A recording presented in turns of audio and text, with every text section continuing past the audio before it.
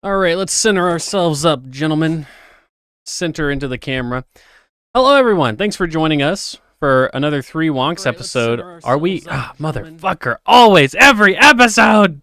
When will I learn? When will I learn to turn the volume off on the video before the show starts? Never. STL's... His camera's actually... His voice is working. He's just trolling me, okay? But... No, anyway, thanks for joining us for another episode, guys. I think we're on episode, is it 20 this episode, or is it 19? Something like that. So 19. And every other week show on its 20th episode, we're almost 1 year. 1 year into this, gentlemen. I can't believe that. That's crazy. That's pretty crazy. Also, Micah, you might have the wrong mic selected because your audio does not sound great. It's okay. This is kind of the pre-show. Yeah, we can't hear you, Micah, so maybe work on that. But anyway, thanks so much, guys, for checking us out and being a part of this show almost a year in. The classic Micah on mute. I agree. Yeah, there we go. There we go. That was... Now you sound beautiful. Now you sound good. All right. Well, guys, we have some interesting results to go over for the first round of the Three Wonks Policy Tournament. Let me bring that into the main screen here. So right off the bat, let me go to actually, let's see, go to the bracket of 32 here, and I can share this screen with people and React 3 hosts. Here we go. Okay, so right off the bat, we had some quite interesting results. Okay, number one, and let me pull up the Three Wonks outline, because I had some stuff that I wanted to talk about here. Okay, so first of all, I guess before we go through the bracket here, pretty crazy stuff. A lot of stuff happened in the first round, guys. A lot of stuff. A lot of drama. A lot of heartbreak in the first round of the policy tournament. For those that don't know, we came up 64 policies, whittled them down to 64 policies total. We drafted them on, I think it was maybe the previous show or the one before that, and we threw them all into a bracket. We're going to find out what the wonkiest policy is. We're also going to have a bronze medal match in the final. So we'll have a first, second, and third policy. And in the first round, we had over 30,000 individual votes. So if you just calculated all of the individual votes in all of the different polls, which there were 32 rounds because it was 64 policies total, 30,000 votes. So pretty crazy amount of engagement. Love it.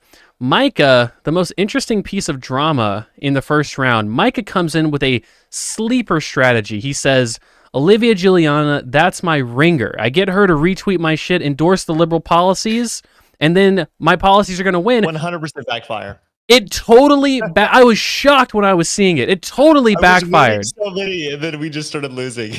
He was... No, because that's the thing. Micah's like, I'm already winning. This is Trump campaigning in New Jersey.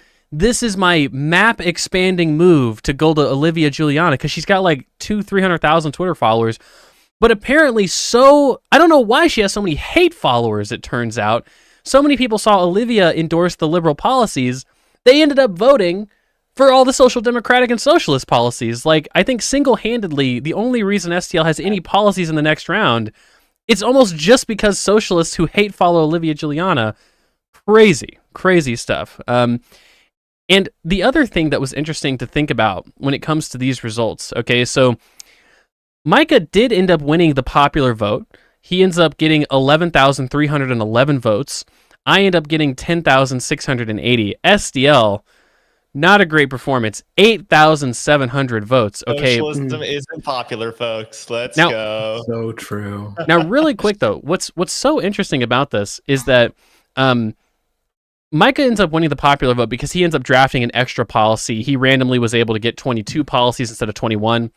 If you subtract out his vote share from that extra policy, I end up winning the popular vote. Now, because if we were thinking about it that way. Now, the more interesting results here, which I think is pretty interesting, I would say, is that the first round had entirely ideological matchups, except for Micah's one policy that went against each other because he had an extra policy. The socialist versus liberal matchups, basically because of Olivia Giuliana, Micah actually takes an L overall to SDL. So there were 10 There were 10 socialist liberal matchups. SDL ends up going 6-4 in those matchups on a policy basis. The SOCDEM. May I just note? Yeah. One of them, I believe, was dog breeding. Correct? No. Dog breeding did not win, unfortunately. That was against one of my policies. Revisionism. Wow. Now then we had what was it? We had 10 SOCDEM versus liberal matchups. We end up going 500, 5-5. Micah's versus my policies. Okay. And then here was the big thing, and this is perhaps the most interesting piece of data. It seems clear to me that the liberals in our audience are the most strategic voters, because when I go up against SDL, I go 8-3. The liberals overwhelmingly vote for the social democratic policies, whereas the social democrats and the socialists much more likely to sort of split their vote between, either the liberal or the socialist policies sort of respectively, which is pretty interesting stuff. And I guess social democratic policies as well. Wanted to get into perhaps some other interesting things in our first round of our tournament here. Let me go to the Twitter feed. So we go to our home screen here. We go to the first round of Twitter, or of the Twitter poll that we did. And this was the first round. Now, we reversed the order this round because it's kind of like the voting turnout kind of trails off as we go in. So we reversed the order in the second round to kind of make up for that. Now, interesting stuff here. You see, top line, we get 1,406 votes. Now, classic Democratic Socialist strategy. Hey, we're going to play to turnout. We're going to play to turnout. So Democratic Socialists will come out because our policies are populist. They'll come out, they'll vote for us. It might not say in a poll that we're the most popular, but when people have the option to vote for socialism, they will do so. Now, what we've seen in real life is also what we saw in this poll. You see, we get all the way down to 1,199 votes as we go down in the polls. However, SDL's unhinged free Ozempic policy inspires like a 30% increase in turnout. The highest poll that we got here in terms of turnout was nationalize Ozempic and make it free versus end qualified immunity. It was like 5 or 6 down on the list. It ends up getting 1,469 votes. So there were 13 people that retweeted this just because they were like, you look at the quote tweets, they're like, what the fuck? Free Ozempic? What's happening here? So although SDL's experimental strategy inspired more turnout, it also inspired more opposition. So perhaps a microcosm. What? Say again, Micah? Wait, so I'm winning that one, I'm imagining? 76%. That was one of the reasons why Micah ends up inflating his popular vote, even though he takes a kind of a worse performance in the first round comparatively to both SDL and I, is because some of these matchups that he got against SDL's policies, he ends up getting like 75, 80% of the vote, which is pretty ridiculous. This was the one. This matchup here, biggest upset of the night. Legalized solidarity strikes ends up taking almost 60% of the vote against repealing the Jones and Dredge Act. Oh my God! The liberals could hate free trade. The liberal coalition could not maintain itself against legalized solidarity strikes, which is kind of unbelievable to me. And so, we just had a lot of interesting results because so many of our policies just kind of coincidentally ended up winning in such a way. We have a lot of primary matchups. We have a lot of SOCDEM on SOCDEM violence, a lot of lib on lib violence. Even SDL, he's coming in. He and Micah are coming into the next round with 9 policies each. Or actually, SDL has 9, Micah has 10, I have 13. So I might pull away on the popular vote, but I also have, I think, the second most primary matchups. I think Micah has more primary matchups than I do, sort of as a stroke of bad luck. I think so. I think you have maybe 4, and I have 3, and I think SDL has 2. Is rigged. The system is rigged. This is so. It's just how the ballot worked out, unfortunately, I guess. But to be fair, I mean, clearly, Micah, you should have just chosen different matchups, right? You had the ability to review. The ballot worked out, huh? Interesting. I offered, they'll cope about this, but I offered an ability to challenge I'm the quite matchups pleased with the rigging. There's some election irregularities that Cameron doesn't want us to talk about right here. But true, exactly.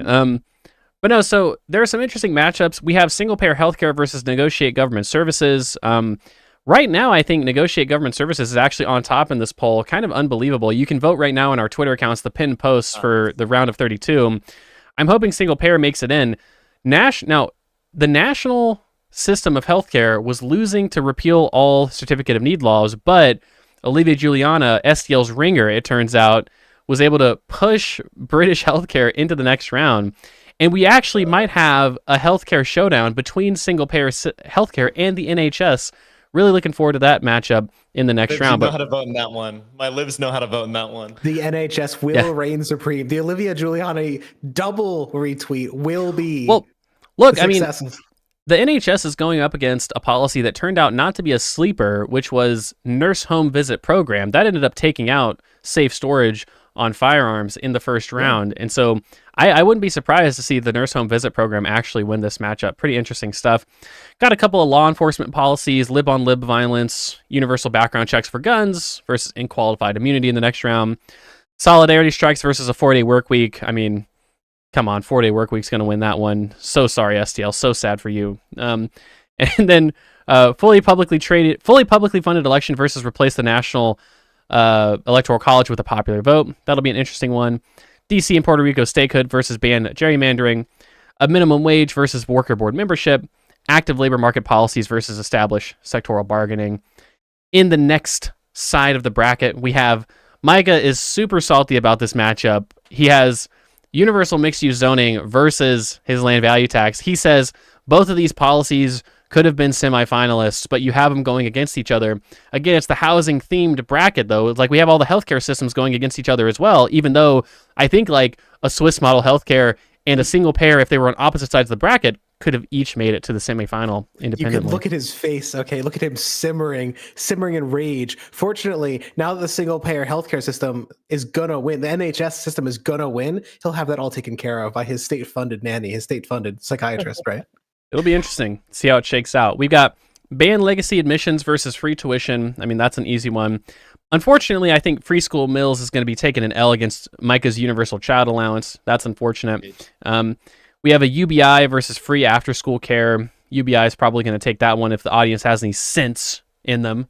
12 months paid parental leave versus free elder care. This is perhaps the most interesting matchup in the next round. Two socialist policies.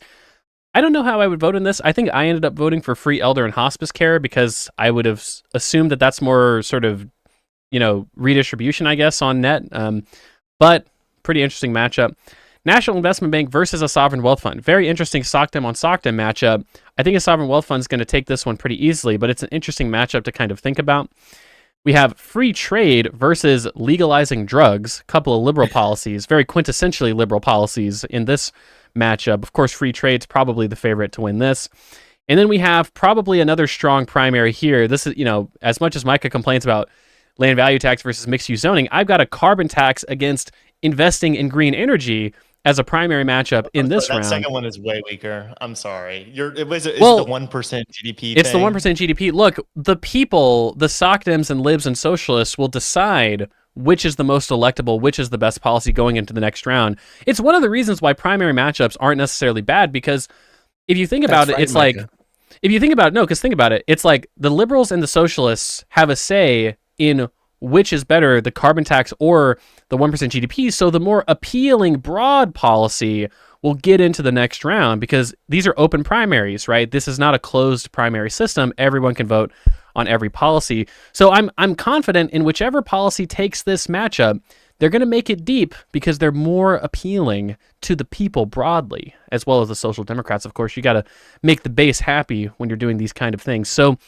it's a really interesting round of 32, guys. I don't think I had any major incorrect predictions in this round, although this next round, after this, the Sweet 16, that'll be interesting because we're going to start to get even more sort of ideology on ideology matchups, and we whittle it down significantly more. Voting ends on, I think it's, what would it be? I guess it would end on Saturday at some time. The polls have the times when they're, closed out or whatever, but I think it ends early afternoon this coming Saturday. So you've got about 6 days to vote. Go on our Twitter, 3wonks, at the 3wonks on Twitter. Go on our Twitter, vote for that, decide what policies are best, retweet, share with your friends. It's just a fun little policy discourse thing. Get to people talking about interesting policies. And of course, we're tracking all of these different metrics, popular vote, who wins the most ideological matchups. There's many different ways that you could win this tournament in a spiritual sense. Although, of course, we're all vying for that number one final bracket spot. That could go to anybody. I'm terrified of land value tax. I'm terrified of land value tax in that matchup. Land value tax, folks. I'm terrified of it in the finale or in the semifinal, Yeah, you gotta but vote we'll it down, see. folks, right? I'm just a big fan of this upzoning thing. I think everyone should be a big fan of upzoning, right? This land value tax, it seems so sad. Micah and I privately agreed that truthfully the best policy would be the Japanese style mixed use zoning first and then the land value tax. But the land value tax is just so damn electable in this tournament. It's very electable in this tournament. So it appeals to all sides. You got socializing land rents for the socialists and the SOCDEMs. You've got, extra building incentive for the liberals. It's just a perfect policy, unfortunately. And I think that the semifinal on the right side of the bracket comes down to my environmental policy versus land value tax. And I don't know if the people would prioritize even an environmental policy over the land value tax. We'll see. It'll be interesting. They want the world to burn for affordable housing. Oh my goodness, I can't believe it. It'll be a truly liberals. It'll be a true, LVT Twitter is super big, as Non-Fan said. So I mean, it's just such an interesting potential matchup, and you never know. It could get upset by UBI or something like that as it goes along. I mean, LVT has to beat public housing investment, mixed use zoning, maybe I think free college education, and I think then it has to beat UBI, and then it has to beat carbon tax in order to make it to the final. So it's a murderer's row, and if LVT can beat all of those different policies, it truly deserves to be in the final spot against the left side of the bracket. So it's the race is heating up, guys. The tournament's heating up. Any thoughts? Next time, I should pick policies that are more popular than dog breeding. Socialized dog breeding, not very popular, it turns out, unfortunately. It may have lost in the polls, but I think every watcher of this show, in their heart, right, in the heart of their hearts, they know that the state should employ people to breed dogs. I saw a lot of people say, now that you mention it, free Ozempic kind of makes sense. So that one was funny to me because there was one person who was like a socialist that I know in DSA who was like, I don't think this is a particularly compelling socialist policy, but I think it's an interesting one. It's a great case of one where there's positive spillovers, where like you presumably want to more or less nationalize it or provide it free to everyone. And if you just want to subsidize the company to doing that, well, that seems like an efficient way of doing it. Just nationalize it. And if there are all these positive outcomes that we're seeing, like just make it free. Nationalize the production of it? Well, at least the ownership of the IP or something, right? Oh yeah, you could just buy. I guess you could buy out the IP. And I mean, if you want to do the liberal provision of it, you would buy the IP and then you subsidize the production. But like, I don't know, I'd be on board with like a national pharmaceutical producer. We've talked earlier about SOEs not doing that terrible. Pharmaceutical production is not even the issue that we're like. Well, like go ahead. Let's not get sidetracked into an SOE discussion because the next topic of the day, guys, look, vote in our policy tournament. It's a lot of fun and it gets people talking about policy. So be sure to retweet and stuff like that as well. However, that's just an update. Look, in the next 2 weeks, we'll have another update for you. It'll be nice. All right. Sweet 16 will be nice and staged for you.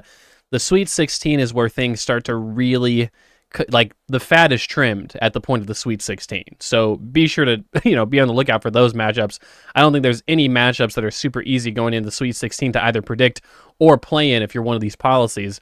However, the thing that we're here to talk about, to discuss, a while ago, I think it was hosted on Rose Wrist's channel. He had a debate between what would become our illustrious hosts, Micah Erfan and SDL No Name. Okay, we just call him Subtle here. These two guys debated. They debated liberalism versus socialism. And one of the audience topics that we had for the Patreon this week was, guys, do you want to see Micah and SDL discuss the role of the state, socialism versus liberalism? The Patreons were overwhelming. It was a near unanimous vote in favor of seeing SDL and Micah take each other on in a role of the state debate number 2. There's a lot to talk about, gentlemen, but in general, the overview of this discussion is going to be what is the role of the state, liberalism versus socialism. And given that, I guess who wants to start? We can just kind of have a loosely flowing discussion. I'll be the moderator. I guess since I'm the moderator, I'll pick. Micah, you go first. According to liberalism, the ideal liberalism, what is the role of the state? Cool. So I think liberalism is fundamentally about skepticism about the use of force, skepticism about coercion, and optimism about freedom. I think the most simple liberal belief is that when people are free, society flourishes, and that there's a natural harmony of people's interests. And so through free association, people will act in ways that are mutually beneficial and will help society move forward. And I think the liberal story of history is that the history of humanity is a history towards progress, towards less oppression and less coercion. You think about history, we have monarchies, dictatorships, slavery, inequality, imperialism, colonialism, so many different cases in which overwhelming state force has been used against the population and has crushed their ability to engage in productive ways. And over time, we've realized more freedom for more people, and we've seen the benefits of that. And I think today, the liberal analysis yields that many of our problems are still because oppression still totally exists. A huge percentage of the population of the earth, the vast majority, live in countries that are broadly unfree. In the United States, the government does many things to make our lives worse. We have the Jones and Dredge Act. We have exclusionary zoning. We have a car-centric infrastructure system propped up by state support. We have a series of distortionary subsidies backed by taxes, which have negative impacts on the population. We have a government-manufactured physician shortage caused by special interest group capture. And so the liberal analysis today is, in many ways, the way that we make things better is to make people freer. Now, liberals are different from libertarians in the dogmatism of this belief. While we are skeptical of coercion, while we would say you should have a really high level of evidence before you use state force against someone, we wouldn't say that state force is never justified. We wouldn't say that climate change doesn't exist or there's nothing that can be productively done about it. But we prefer a scalpel over a sledgehammer, a nudge over a shove. And that's why we prefer something like a carbon tax to help solve the climate crisis than maybe very invasive command and control regulations or nationalizations. We think of the state as a human organization. We don't think the state is going to be our savior or it's some benevolent entity. We think it's run by human beings which pursue their own interests, and many times that interest is not the interest of the population. There's so many instances of politicians being incentivized to do things that are bad. And that's because they want to do what's most popular in their district. What's most popular is often not what is best. They want to appease specific special interest groups, which are key to their party coalition, or they want to exchange political favors to move forward in their political career. These are all bad things, and they're systematic to the government as an institution. The government acting in bad ways is not an accident. It's not just a symptom of whoever's currently in power. It is the product of its institutions. And that's why state power needs to be limited so we prevent it from acting in ways that are ultimately harmful. SDL, your response, what is the role of the state generally speaking? And then we can move on to perhaps some specific examples. Well, to speak more to the question of what is socialism, which I think is what Micah answered, right? Right. I want to argue that my view of socialism also cares quite a bit about human freedom. Marx had this idea of human flourishing at the center of a lot of what he wrote. I think that's the natural end, that's the natural moral on which my consequentialist views are set. I think our job is to set up societies to maximize the ability of people to pursue their long-term goals.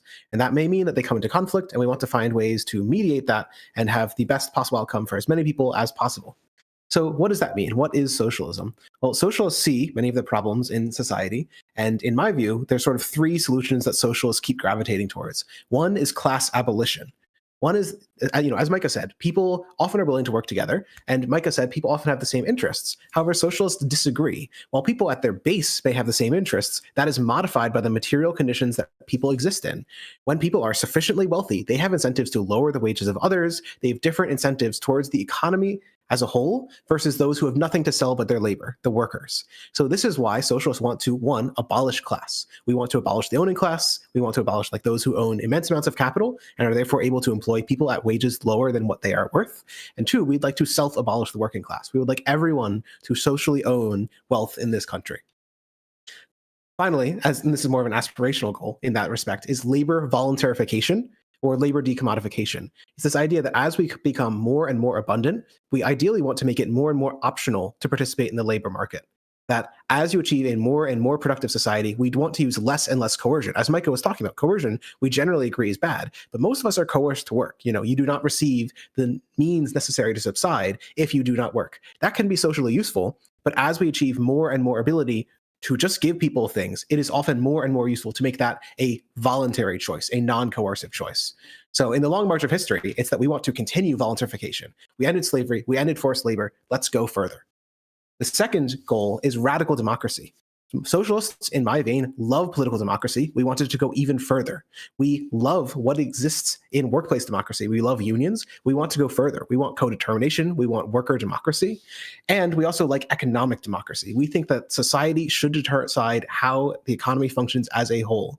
We generally want it to run in maybe a little bit higher inflation to lead towards a more pro-worker economy in the sort of Meidner plan bargaining that we're going to have some consequences that might hurt some, but will overwhelmingly benefit the vast majority of people who are workers, and in the long run, to control society democratically. Third is this idea of production for use. And Michael won't agree with this in principle, but the idea is just that profit does not necessarily lead to socially optimal ends. This is something that any neoliberal will agree with, any neoclassical will agree with. We want to, as much as possible, replace profit or augment profit where it is not meeting socially useful goals. So Michael will agree. Michael will say we need to subsidize things that are underproduced and tax things which are overproduced. And I agree. I generally just have a much more expansive vision of where profit falls short. So an obvious example is I think that our production of media and knowledge is way below what it should be and distorted in obvious ways. When you look at news coverage, it is clickbait driven, it is often non-factual, there's very little recourse for when truth is not being produced. This is an obvious area where something needs to change. So in short, I think that socialism looks like class abolition, radical democracy, and production for use. And as a last note, since Micah talked a lot about history, socialists largely believe that history is driven by class conflict and change in technology. That the technology we use is the economic base of society. That base shapes what people do. And in turn, what people do shapes how they build the society, how they shape the society that they function in, so-called superstructure. Within that superstructure, it tends to be the case that one class is trying to put down another class, and that we want one to abolish that, to end that, and that two, that class conflict between those who have and those who don't is one of the main engines of history. As an example, Micah talked about reduction of forced labor and a move towards democracy. Socialists point to democracy's growth after people were moved to cities to participate in centralized industry and educated. And educated, centralized, powerful workers fought for democracy all over the world. It's a trend we see over and over and over again. You put people in cities, you educate them, you put them in industry, you get democracy 20, 30 years later. All right. Thank you for those opening statements, gentlemen. And, from now on, we can do a kind of a free-flowing conversation. I guess, Micah, to start out, where does SDL go wrong in his analysis? So first, I don't want people to mistake us for disagreeing on everything, but I'll try to point out the specific things that I think I have a different perspective on. Certainly there's many of them. But the first would be about talking about democracy. I see democracy, and I think most liberals would agree with me, as fundamentally a means to an end. It's a decision-making process, which is the value of it is determined by how effective it is at reaching good decisions. The reason why we support democracy in the state is not because we are obsessed with the idea of democratic decision making as a process, but it's because we think it is less likely to result in tyranny. It's more likely to promote a kind of our ideal, which is limited and effective government. Government is limited to a certain distinct number of roles where it can actually productively modify human behavior in positive ways, and effectively modify behavior in those ways. But I think democracy is an extremely flawed system. I think most liberals would probably hold to the view that democracy is the least bad form of government. And I think there's a lot of examples in which democracies go awry. In Germany, removing nuclear for a period of time was a popular decision. Right now, AfD is increasing the polls in Germany. In the United States, Trump is very popular. A lot of bad policies are very popular. Price controls are very popular. I think people have a tendency to support government intervention when it's inappropriate. And so I would like democracy to be tailored by a lot of limits on government power to prevent abuse. And also, I'm very open to ideas that raise the standard required for government intervention. So maybe not majoritarianism, maybe super majoritarianism for new intervention, because I think that the nature of coercive intervention is often negative. Not always negative, but it surely requires a greater degree of skepticism. Really quick, Micah. I think maybe you could clarify, because I feel like, regular watchers of the show might be a little confused when you say this, because obviously, we generally agree with very expansive welfare states, and like we believe in state capacity and things like this. But at the same time, you're saying, but the government should be very limited to a certain number of roles. So maybe explain the reconciliation of those two beliefs before SDL jumps in. Yeah, so I think that like government intervention in general just warrants a lot of skepticism. I mean, I think the differentiation on this show is that often I think that we fix our problems by shrinking the size of government, and that'd be my biggest priority. I think a lot of government interventions are making things worse. I think mass incarceration, for instance, is like a huge, huge deal. And I know you all agree with that, but it's kind of the political orientation about the nature of the state. Of course, I do think the government can make things better, but I'm very skeptical of its discretion. That's why, in terms of the welfare state, I support something like a UBI over some sort of kind of invasive system. I understand that certain problems need to be solved, but I'd like to empower individuals as much as possible to solve them, not distort their behavior, and have the state have more of just a simple administrative role in terms of redistribution or the levying of very Pigovian taxes that tax a certain externality to solve a very big issue. I wouldn't support probably the more intricate corrective externality measures that you would support SCL, for instance, because I'd be very skeptical of the government to actually effectively articulate those into policy. Well, SDL? so I generally have a greater faith in democracy than you. I certainly have many of the same doubts. Like, I agree that many policies are deeply unpopular or deeply popular. Many policies I support, deeply unpopular. Many policies I oppose, deeply popular. And I do agree, that in some sense it is the least bad governing method. That's sort of the comparison, is that much of our society is determined by another method of deciding where power flows: profit. And so the question is democracy better than profit? And often I find that it's not the case. So I pointed to one, like media production, knowledge production, where I'm not going to claim that democracy does better. I'm going to claim that something like publicly funded knowledge production can do better, that there are norms you can set in place. And so I would agree that probably it is true that over the course of human history, like the long run, most interventions have not been more effective. But I have some faith that we are trying to do better than that we are in a grand experiment of trying to design societies that do better than simply letting power flow to what is most profitable, of simply letting power flow to who controls the system. I would say that I'm kind of averse to this like framing of profit that you present, because I mean, when I think about it, markets are just property rights plus free exchange, people's ability to freely make agreements with one another. And sometimes that can produce outcomes that we don't like. And I believe there's like collective action problems. Certainly, not always free exchange can have issues, right? But ultimately, profit is just the positive sum of exchange. So you yield some sort of surplus from this exchange, and that's the nature of mutually beneficial relationships.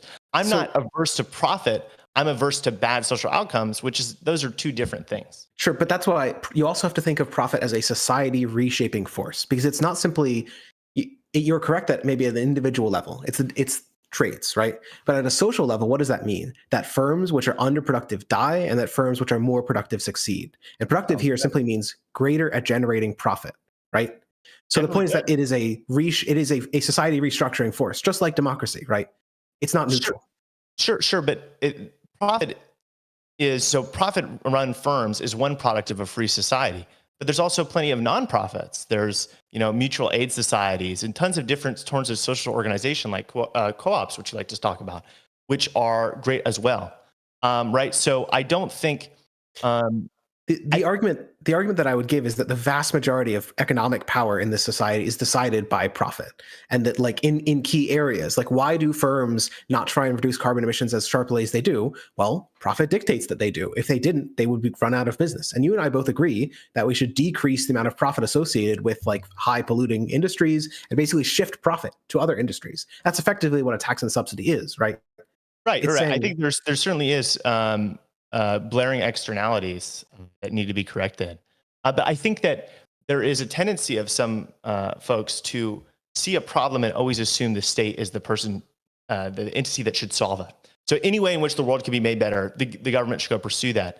And I think that that comes out of an over-optimism about state power and a tendency to want to use force to manifest your preferences, when there's this alternative of lowering the temperature of politics, reducing the state's power, and deciding to do something else, like actually go directly solve the problem yourself, right? Instead of trying to get egalitarian social norms through the government mandating of co-ops, why don't you go start trying to build cooperative enterprises yourself? There's a lot of... Let's talk about one of the hard examples that I pointed to, like media production. I don't know if you would agree that media production in this country, and especially, seems not to be very oriented towards truth. Like, I think that's bad. I think state control of media would be much worse. Well, so I agree that direct state control would be, but I just also think this is like the argument, oh, well, you could just do it yourself, right? Let's turn down the temperature. We're going to have a more centristy politics. Sure, that doesn't mean that I can go and create a successful media company. If I think the problems are overwhelming, well, because I think the problems are overwhelmingly that people desire a lot of cheap media. They desire like to be affirmed in their biases. And so the problem is that profit, as like just driven by people's demand, will lead to a socially unoptimal outcome. Well, yeah, like it's a mistrust of free choice, and it's optimism about the state's ability to solve that. And I don't completely disagree with you. I think there's tons of cognitive biases which kind of feed our proclivity for media that is like really negative and often dishonest. But I don't think that there's no. I think to throw our hands up and say, okay, the only way to do this is for the state to become competent and the state to do exactly what we would like is, I think, kind of ignoring how the state really works. Like if the Republicans and Democrats ever pass a bill on this, I can almost guarantee you it's going to be something that's pretty bad or like nowhere close to as good as that you imagine. I think it'd be a lot more productive if we go create some sort of media platform where we say, hey, here's this thing we're offering people. What do people want? Honest media. People sign up for platforms all the time. But the thing is that they just don't, right? Like the unfortunate problem is that many of the problems in our society are in fact very popular and demand driven. People like the big cars. There's some subsidies for it, but they also just like it. Well, like it seems people unlikely like the the media that supports them. Sorry, go ahead. But I think if the people really like something, the democratic system gives people what they like. And like I think that criticism actually applies even more to the democratic system because it's not, market decisions are like an assertion of preference. Democracy is even like a less sophisticated assertion of preference. There's no cost to you. There's no real immediate weight of your decisions. It's much more governed by cognitive biases. And so I think there's a much greater tendency actually the democratic system to select, create negative social outcomes than so this might get at a little bit of our models of democracy and what democracy should look like. So we live in a representative system. And one of the big questions is, are representatives as in a separate class of people, or are they delegates? So this is one of the classic questions of what is democracy. In the delegative model, a representative should simply follow whatever their voters want. Follow the popular will, whatever they say. That's your only job. You are the voice of the people. In the representative model, which is what people like, I believe, J.S. Mill, for example, argued for, there's a benefit of picking someone who broadly aligns with your views, but might be able to filter out some of the dumber parts of them, pretty much. Like, they're going to be the more educated version of your general political inclination. And I like a lot of those things. I do think it is valuable, in addition to a strong democracy, to having a lot of epistocratic, like knowledge-generating or knowledge-oriented systems in government which lead people towards those views. And that's part of the point. Would I trust the current government to run like public alternatives to media, to run like a voucher system? Maybe not. But part of what we talked about on the show is also a lot of reforms that would make government, one, more democratic, and probably two, more epistocratic, more selecting of people high in knowledge, more selecting of policies that are closer to truth. Sure. I mean, me and you 100% agree on institutional reform, but I think it's about putting the cart before the horse, right? So I think a lot of socialists, like NYCDSA, for instance, advocate for socialist policies right now. Like they want the city of New York to take over their energy company, and they want, the government to have a monopoly on health insurance, for instance, with the current institutions of government. And me and you talk about radical transformations of government that can make it much better at making decisions. And then we could be a little bit more optimistic about how it uses the power that we get. So let me extend an argument made by a social democrat, right? It is, have you read the Narrow Corridor? I think I might have mentioned this in our previous conversation on this. I think so. It's by it's Acemoglu, and I think Acemoglu. Is it Asu? I thought it was Aja. Anyway, sorry.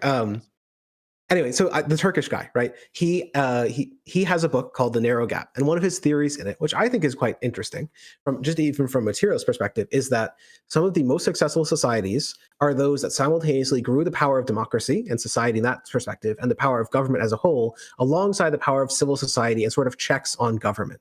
And so I'm just trying to bring this up as a general framework that yes, I want to give government more power, but I also think it has to come up in the perspective of like building a stronger pluralism, building voting systems which are more accurate to people's views and better at like filtering out poor views, like trying to select for better representatives at a broad level. So I agree with this, and it is in fact something that we've sort of seen a development towards over time. I mean, I would just think that the kind of transformations we need in order for the government to be like reasonably competent enough for me to kind of trust it for certain things, like having such a direct role and control of our media system, is like you need huge institutional changes, which are not happening. Like we're not going to get proportional representation. Like ranked choice voting is barely in place in some places, and it's really not that great of a voting system. It's just a slight improvement over what we currently do. Like we really need transformational change, and I think but I mean, if you're a socialist, right? Let's just be clear. Like, it's a bundle, right? Like, socialists wouldn't be like, I want Donald Trump to manage all of our healthcare overnight. Like, the whole point would be that they'd want to reform the system in such a way that Trumps would be less likely to be elected. That's sort of the argument. Like, well, sure. Something that I've argued for, as an example, is I would like to see a lot of executives, like directors or whatnot, directly elected in a meritocratic and epistocratic based system, that you need to have certain qualifications and maybe experience in federal service, and you could just directly run to be head of DHHS or whatever. And so there'd be more focus on that qualification. Like there'd be more focus on what policies you specifically want to enact and not just a general vibes that you like Trump. Right. Sure. I mean, and that's just, I mean, you acknowledge that that's not how it works today. I mean, so many senior bureaucrats in our government are not experienced at all. In the city of Houston, we have people that are appointed to leading departments, and city council members ask, "Do you have any degree or experience in this area?" And they're like, "No, but I can get some if you'd like me to." Right? Like this is the kind of ridiculousness which is so frequent in government. And it's like, well, whenever you call for a specific policy, it is institutionally. Now, I think that there's two things that we could talk about here.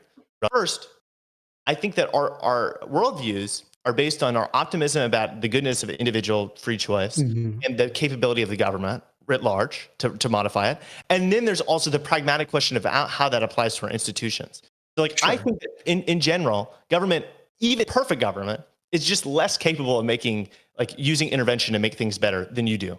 I also think individuals I trust the products of their free choice more than you do. Now that's not, your position isn't unreasonable, but then I think when you apply, whenever we talk about America pragmatically, in so many ways, I think the kind of competencies you imagine, like a Norwegian-style government coming to power, that kind of institutional competency, which I think you often kind of presume, is not going to happen. Like it's not coming, in my opinion.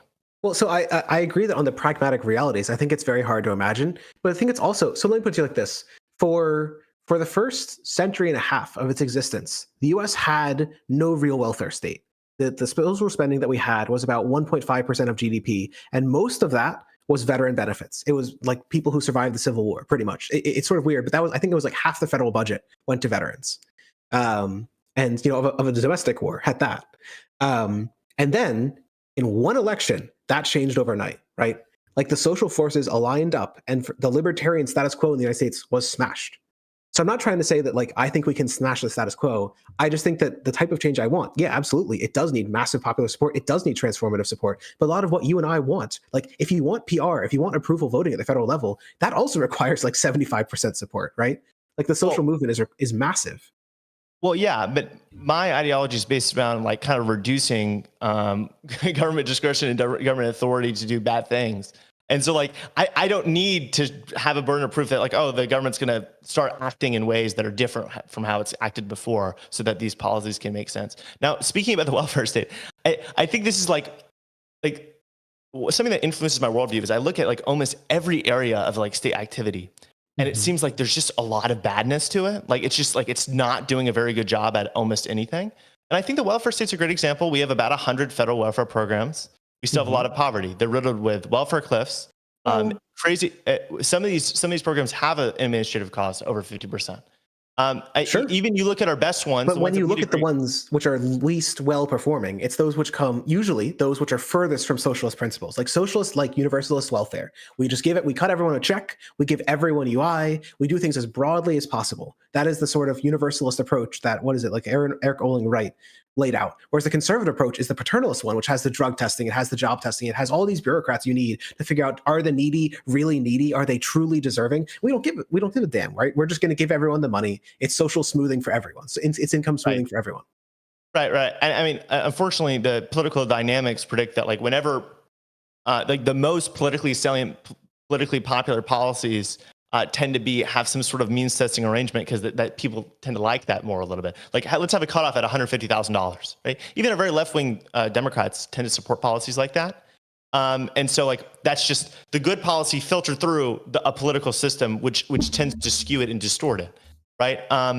Well, that's sort of the argument that I'm giving, right? That, like, I agree with you that I think that a lot of the changes that I want, they do require that change of that system. It's just that change is going to be slow. Like, for an idea, maybe before Bernie, something like 2% of Americans identified as socialist. After Bernie, it's still only like 6 to 7%. The change that I want is just requiring, like, it's like 150 million people have to change their minds. And, like, the Republican Party needs to be, like, infinitesimally powerful for the change that we want to see. Like, I acknowledge this isn't going to happen now, but I think the road to it is probably like a slow building up of union power and slow changing of people's preferences away from the old, like, means testing towards universalism. And I think we have seen that shift. It's starting to happen. I think that politics is paradigmatic, and so, like, socialists, this movement of people, have a certain paradigm, which is that there's this ruling class. They're the cause of a lot of our problems. We need to reduce inequality substantially, and ultimately the government can solve these problems that are around. And that paradigm, like, you use that paradigm, I think, often to reach positions that I don't find completely unreasonable. But I don't think that paradigm predisposes people to reach reasonable positions. Like, so many socialists are against any form of deregulation. So many socialists are for really, like, price controls and really inefficient taxes, because their paradigm doesn't force them to think about these things. I think, and whenever you're talking about mass movement politics, you have to think about how your rhetoric and your ideology fits into a broader a movement.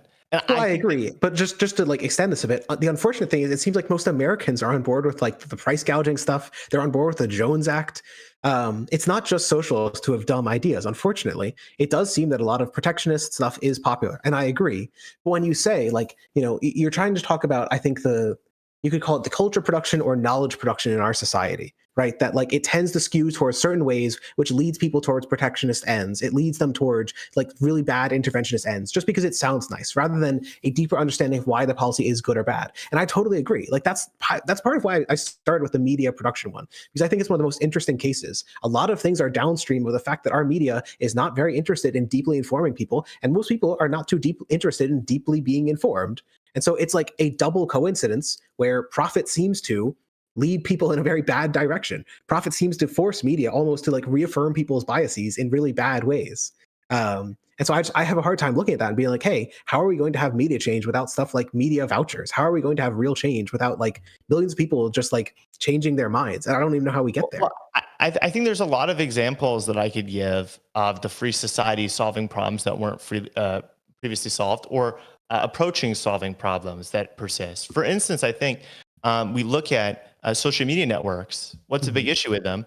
Well, there's network effects, so they can be naturally monopolistic. Elon Musk takes over Twitter. He does tons of bad stuff, and there's basically nothing we can do. Like, even if he decides to become even more biased and have an algorithm that supports, like, just Nazis, like, a lot of us are going to stay on the platform, and he gets to, exact a huge social impact. But here's a solution that is being worked on: having media networks which plug into kind of one unified system, so that basically your social media application is your user interface And so you can actually change different social media applications and still be able to connect to the same people you were connected to before. If people really want to solve this problem, it's probably much more productive for us to like really launch a movement to support that kind of structure for social media. Sure. You know, if you want to give $1 billion to Mastodon, I'm already for it, because that's the federated media ecosystem you're talking about, right? Right. But there's other social media sites that are plugging into it. And I think Threads is supposed to be interacting with it. The point I'm trying to get at is that the problem to me is not simply the ownership of social media. It's that there is actually a demand side problem, that people use social media in part to feel good about their political views when they engage in political social media. And most people don't even, it's not their primary use of social media, but when they do get political views on social media, it's either one, views that affirm them, or usually two, views which make them so mad that it silos them back in. Like that's actually, there's some studies on this, which are very interesting. Right. How do we, I was going to say, just to butt in as the moderator, Micah, okay, as the head honcho here. No, so how do we reconcile this with, you know, typically like contemporary socialists, like more well-read socialists, are like hyper-democratic in their viewpoint, though, right? So how do we, is it just compartmentalization, just like Micah, and you would say, I would argue for still compartmentalization of democratic sort of decision-making, but just maybe broader compartmentalization? Because it sounds like if you're saying, oh, well, there's just a demand side issue, it's just like maybe just the nature of people is such that if we leave people to their devices, they'll silo themselves into social media echo chambers, and that's super bad for our politics. But we need like some state intervention along the way, but we also have this sort of hyper, you know, democratic viewpoint as contemporary socialists. You know, how do we, you know, reconcile those viewpoints? One of the ways that I think you square the circle is a little bit actually what Micah talked about earlier. Micah talked about wanting to have higher barriers to intervention. I think one of the suggestions is that, yeah, you want something like public owned or democratic social media, for example, and you want to have a high barrier to intervention in that media. So that's why I've suggested stuff like sortition. Make like 90% of people agree with deplatforming, and someone can be deplatformed. And that's going to have that's going to have a big reduction on who gets massively deplatformed. Well, I just don't see why this needs to be public. I mean, so you talk about, well, because in part because if it's private, people like Elon Musk can just buy it and do literally anything they want. Just go create some sort of nonprofit or cooperative model. Well, you explained why that's not possible. Network effects, right? There's lock-in. Like that's you just explained why it's not possible. Is your public one going to make an account, or are they going to voluntarily choose it? Well, presumably they could voluntarily choose it. Yeah, but you'd want all the massive public fora to be democratically operated. Yeah, you don't want a millionaire or a billionaire to be able to decide the politics of your country. You want the government to nationalize Twitter? I would say that they should be owned and then separately like administered, like spun off, and then run in a democratic way. Yeah. The problem is that would just never happen, though. In our politics, never. But I'm saying But here's the thing, right? Like if you're talking about the ideal state, this is sort of what I'm talking about. Yes, the ideal state. This is what I want. I know that we're not going to get there piece by piece, like right now. But what could we do right now? We could do stuff like media vouchers. We could shift away from advertising and shift towards the media that people care to pay for. Long form content, usually. I mean, I don't know if we can do media vouchers. I'm very skeptical whether we would ever be able to actually get through our congressional system. A media voucher system, I'm not saying you can't advocate for it. I'm saying it would necessarily be contorted by the political process. Sure. You know, and I'm sure you understand it, but here's what I want to say. Like you say, well, Micah, big media. Yep, we can hear you. Cut out for a second. Can you hear me? We can.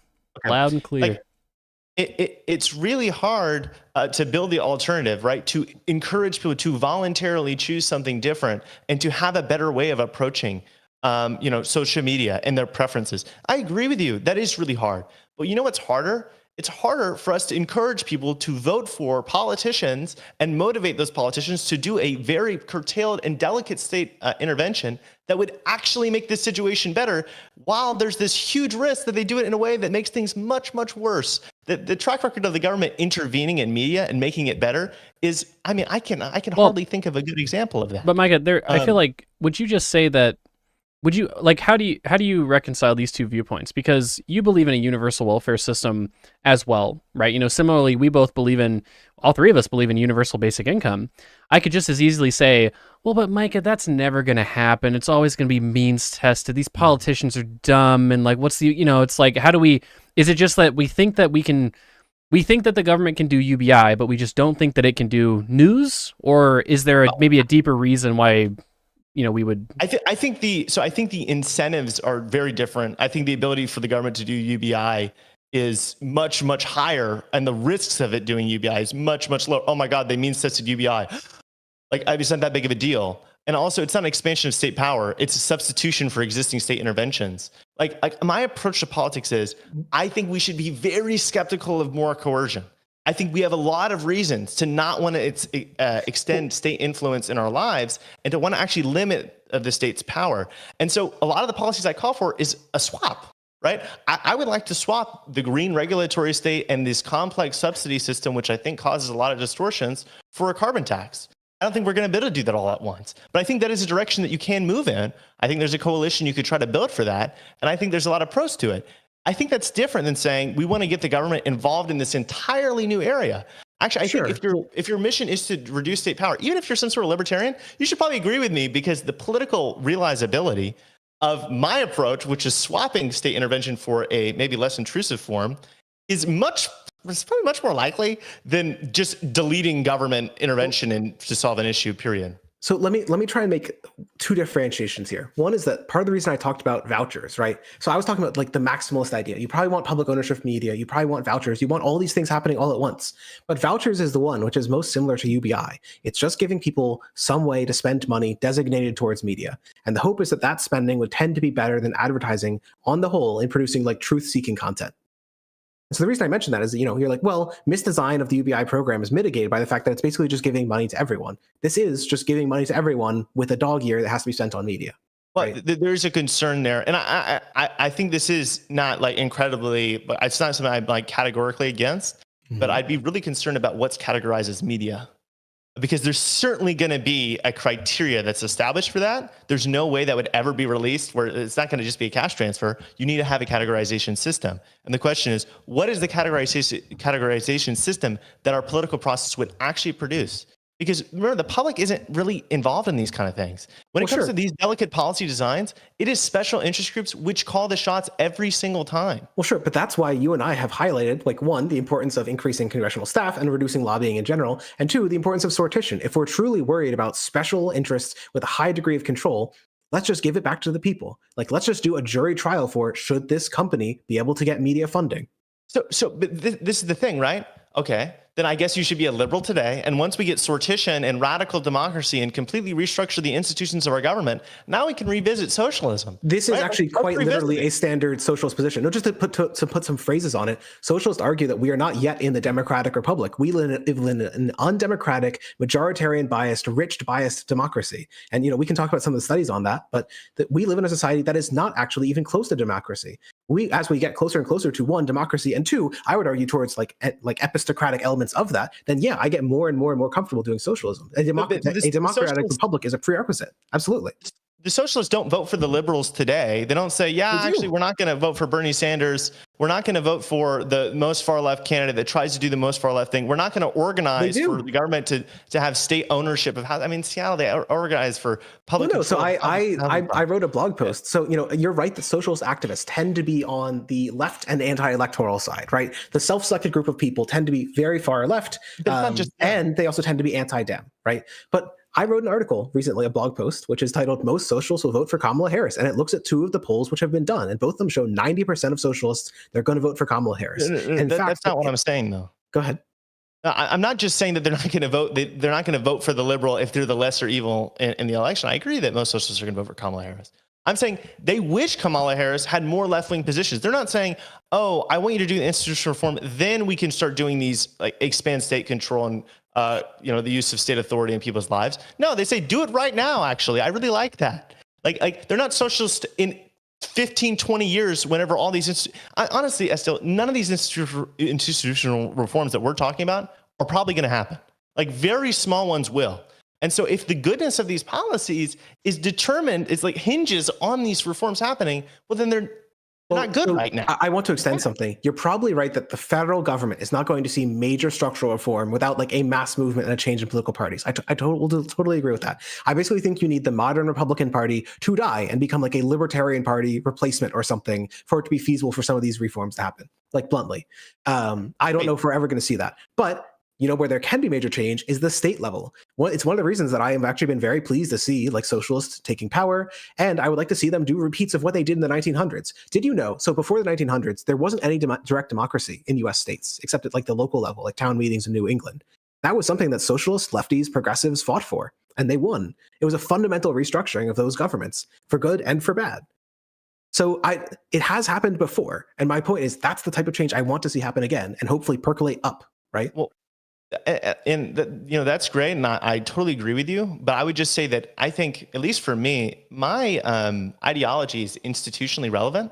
I don't think my ideology is actually like completely applicable everywhere, right? Like I think certain institutions are like, in some countries in the world, I imagine I might have been a monarchist against some democratic forces because I realized that maybe it's going to lead to instability, right? Like if you look at the Middle East, like I would have probably supported the Shah over the Islamic revolutionaries. Hindsight is 2020 because the Islamists are worse. Now they promised democracy, they didn't give democracy, right? And so so I'm not a monarchist in America, 100% not. Uh-oh. Micah, try plugging it back in. Or no, it's good. It's good. Go ahead. Go. Keep going. The policies you support, I think, should be based in your current institutions, right? And so if the paradigm you push in politics actually leads to bad policy decisions today and only leads to good policy decisions maybe under like very radically different institutions, then I think it's a bad paradigm to be selling people. Like I think it's bad to convince people of like these certain meta narratives and this certain view of the state when it's not true. Like in like the foreseeable world. You're arguing that it's bad to push for like people supporting socialist policies because contextually those policies might be misapplied by the current government. I understand that point. The argument I would give is that I think that most of the policies that I would like to see like pass are just not going to pass. But the ones which are most likely to succeed are generally those which are the least likely to be distorted. We talked about UBI, which is something I would love to see. We talked about stuff like, media vouchers, even stuff that economy talks about, like green public investment, 1% of GDP going to green firms or whatever. Like, I'm sure that there's errors in how the government will spend that money, but overwhelmingly government research is like enormously huge bang for the buck for the public. There's failures of firms they invest in all the time, and there's just enormous spillover. I remember citing a study that the spillover from public R&D is on the order of 3 times larger than private R&D in basic research. Like, there's really big rewards here, even if we really mess it up. Like, even if we make it like 50% worse than it could have been. Just because the pie is, there's so much room to grow the pie, and we're really leaving it on the table. I think that R&D is one of those areas where like the government actually has a decent institution in place. Like, the National Institutes of Science are pretty good. I think that like industrial policy is an example where like the theory does not meet the practice. We do not have those institutions in place at all right now. Our industrial policy, like these, like the structure of some of these subsidies is frankly ridiculous. But just let me note something. Both Trump and Biden promoted a social wealth fund, which is almost certainly one of the institutional forms which you might like to see for this kind of thing. You might want to have competing agencies which hold government wealth and then invest like a VC into firms to maximize their return. Like, I know that that's not currently what they're proposing, right? They're just saying social wealth fund, and they're probably going to put out nothing of substance, right? But the fact that they're even describing these new institutional forms, I think is a hopeful shift, actually. I mean, like, there's government endowment funds already. This would just be like a federal one that I guess the Treasury manages. And I am pretty skeptical of that idea. Like, like Matt Brunag and y'all talk about like a Federal Reserve type institution which runs this, and then I get a lot less skeptical. But like, that's just probably not what's going to happen. Well, I mean, that is part of what worries me about Trump is that he's like actually anti-epistocratic. He wants like direct political control of all these institutions, which worries me, right? It's one of the reasons that I support the Democrats because I think they're on the like epistocratic side of politics. Right. And I think that's where like the critique of state power isn't always necessarily the critique that like there's no way in which this state power could ever be used for good. It's just that the state having this power will on net make people worse off. And that the tendencies of institutions, the worst rise to the top in our political system.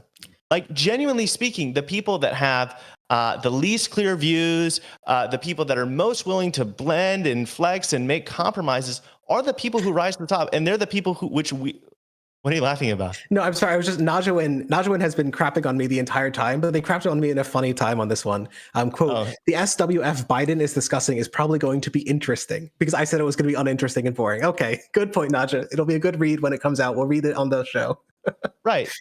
I just see a political system which is riddled with special interest group capture. And we see so many instances of something that maybe like on paper we'd say, oh, this is a good thing. And then it becomes super poorly articulated, so much so that it was a waste of time. Like, I think that the government funding for charging stations, almost none of these charging stations have been built because the standards that we've required for these charging stations were ridiculous. And so, and also the justification for the subsidy was low. And so whenever I think about the productivity of selling certain paradigms, I think about how people in politics, they want simple stories. They want like pretty basic narratives. And that is what shapes political movements. And that is what shapes the minds and hearts of the people who make the decisions, the people with power. And I think in terms of what paradigm is the best to sell, I think liberalism gets it the most right. But you and me, and we all agree on this, fundamentally, the world is not solely ideological, right? Like, there is nuance. There is some times where the policy which doesn't look the most liberal is actually the theoretically ideal one. But I think in terms of political paradigms, liberalism by far leads people to the best positions. So I understand, like, this argument, I think, makes sense if you are thinking purely contextually and from the perspective of no policy change. And that's sort of the critique that I'm trying to offer, that a lot of our goals, I think, like, how do I put it like this? I think part of the reason that we were interested in creating this podcast and the reason that we keep coming back to it is that we feel that politics is, in fact, very often opposite to that of like the best policy or even pursuit of the best policy. We think that congressional research is underfunded. We can think that Congress is understaffed. We think Congress people are underpaid. It's even worse at the state level where lobbying dominates, where there's just very little pursuit of truth. I think all of this is true. But all of that is, in fact, contextual. We could just pay people more. We could just hire more staff. We could just ban lobbying. Like, we could change a lot of these things. And the more that context changes, well, the more that the next change becomes feasible, I think.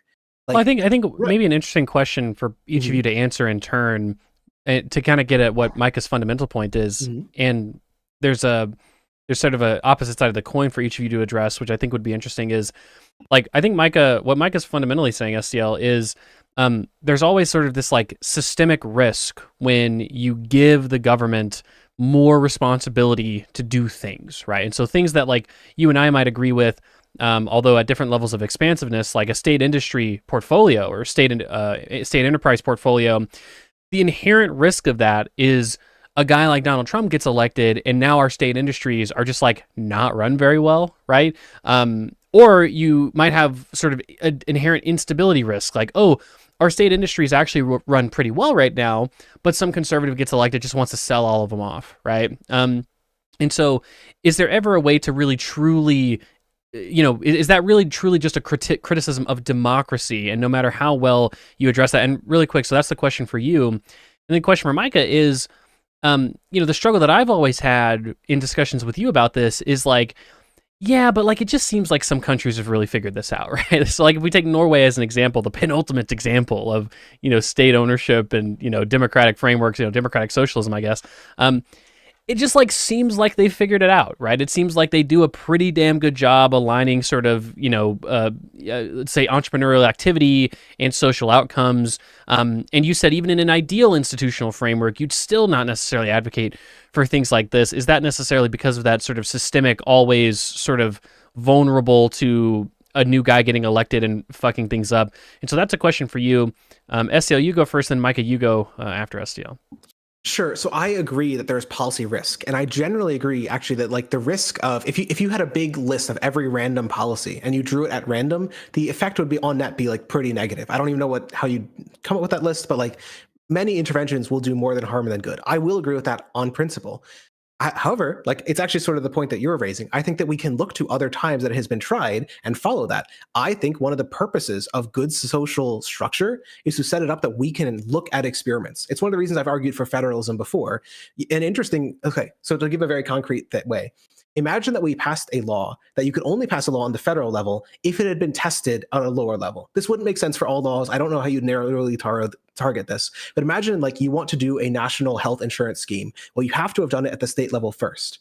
Well, this doesn't necessarily make sense in the current system where it seems very hard to change things like of certain sizes at the state level. Maybe if we get rid of lobbying, maybe if we get rid of money in politics, maybe if we put way more focus on state legislatures, maybe if there's mandatory voting.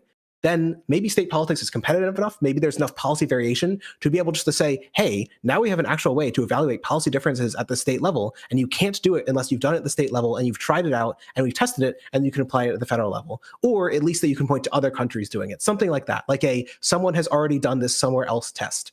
I would be totally fine with those kinds of restrictions. It's just that I think for 99% of the policies I'm supporting, we have So SCL like feels like there's a much stronger empirical basis for his policies, perhaps at home and abroad, than maybe you do, Micah. And Micah, what's your answer to the idea that basically what STL said, well, hey, like a lot of these things, it seems like people have figured out and they seem pretty institutionally robust? Well, I think it's just a very broad claim, right? Like what do we agree on? Well, transfers, right? Some like broad-based taxes, some basic Pigovian taxes, probably some basic pro-market regulatory instruments. What do we disagree on? Like state ownership. I think the invasiveness of certain regulations, maybe more tailored externality modifications, and like maybe certain taxes. And I think like, for a lot, to talk about taxes for an instance, I think if we look at the empirics on like how taxes affect behavior, I don't think that it suggests that like super high levels of taxation on things like capital or wealth is good. And I think we've agreed on that before. I think like, maybe you want higher taxes than I do. I think the empirics suggest that the elasticity to taxation for like labor taxes is something like 0.2 to 0.3. Some even say 0.4. I'd probably say 0.3 to be in the middle. That's my understanding. I was like, well, actually, that's pretty bad. That means for every dollar of tax you levy, that reduces people's total product output by 30 cents. It's like, okay, well, that's actually pretty economically harmful, right? So I think it's a very broad claim, which would be hard to inspect because it's specific. Well, I think it's like, I think mostly what we're talking about is sort of state administration and state ownership of different things. Like STL talks about sort of state-funded, independently administered media. And perhaps it would be useful to use a specific example. I don't know about media STL, but I typically rely on Norway as an example of sort of a futuristic ideal, perhaps, because it seems like with a properly set up democracy, these state-owned enterprises can actually function pretty well. But it seems like you had said earlier, hey, even with that properly set up democracy, I'm sort of ultimately skeptical of giving the state. Right. Yeah. Right. So like, okay, I'll say two things about this. Like whenever we think about markets, like the socialists will point out, look, here's profit motivation. Here's the tendency of profit motivated organizations. Here's how this leads to problems, right? And I agree. And then they'll say, okay, let's do government. Let's have a government alternative. And I'll point to democracy and our political institutions. I'll say, here's how that leads to problems. And then they'll say, well, okay, but our institutions could be radically different. And I'm like, well, they're not though, right now. Like this is the comparison we're faced with right now, right? And Norway is the North Star. Let's say our institutions are radically different. I still think that the political incentives for managing firms, even in Norway, are worse often than for-profit businesses. I think there's inclination to subsidize certain types of enterprises which make losses. Now, that's not always the case in Norway. Plenty of cases it's not. But there's usually this introduction of a social element. This enterprise has this benefit. And their managers are always touted, we do this, we create jobs, or we benefit, making sure we have a domestic steel industry or whatever. And usually those justifications are bad, like there's not a positive externality, but they get the subsidy and it entrenches their uncompetitive position, and they can get, they're not on a level playing field with private firms, which are probably people prefer. Like you're basically taking people's money, that's what taxes is, taking people's stuff and forcing them to spend some of it on this company that's selling a product that they're not really willing to fully pay for themselves, right? And like that's pretty bad. And that's the general tendency, I think, of state-owned firms. So it sounds like Micah is almost offering this sort of alternative critique, and we might just be fundamentally just like weighing risks and probabilities here, because it sounds like we would all agree that there's sort of an inherent not contradiction, but like sort of an inherent vulnerability of people to the profit motive, that, oh, you might be ultimately vulnerable to getting your water polluted because that's a profitable thing to do. You might be vulnerable to getting siloed in social media echo chambers because that's a profitable thing to do.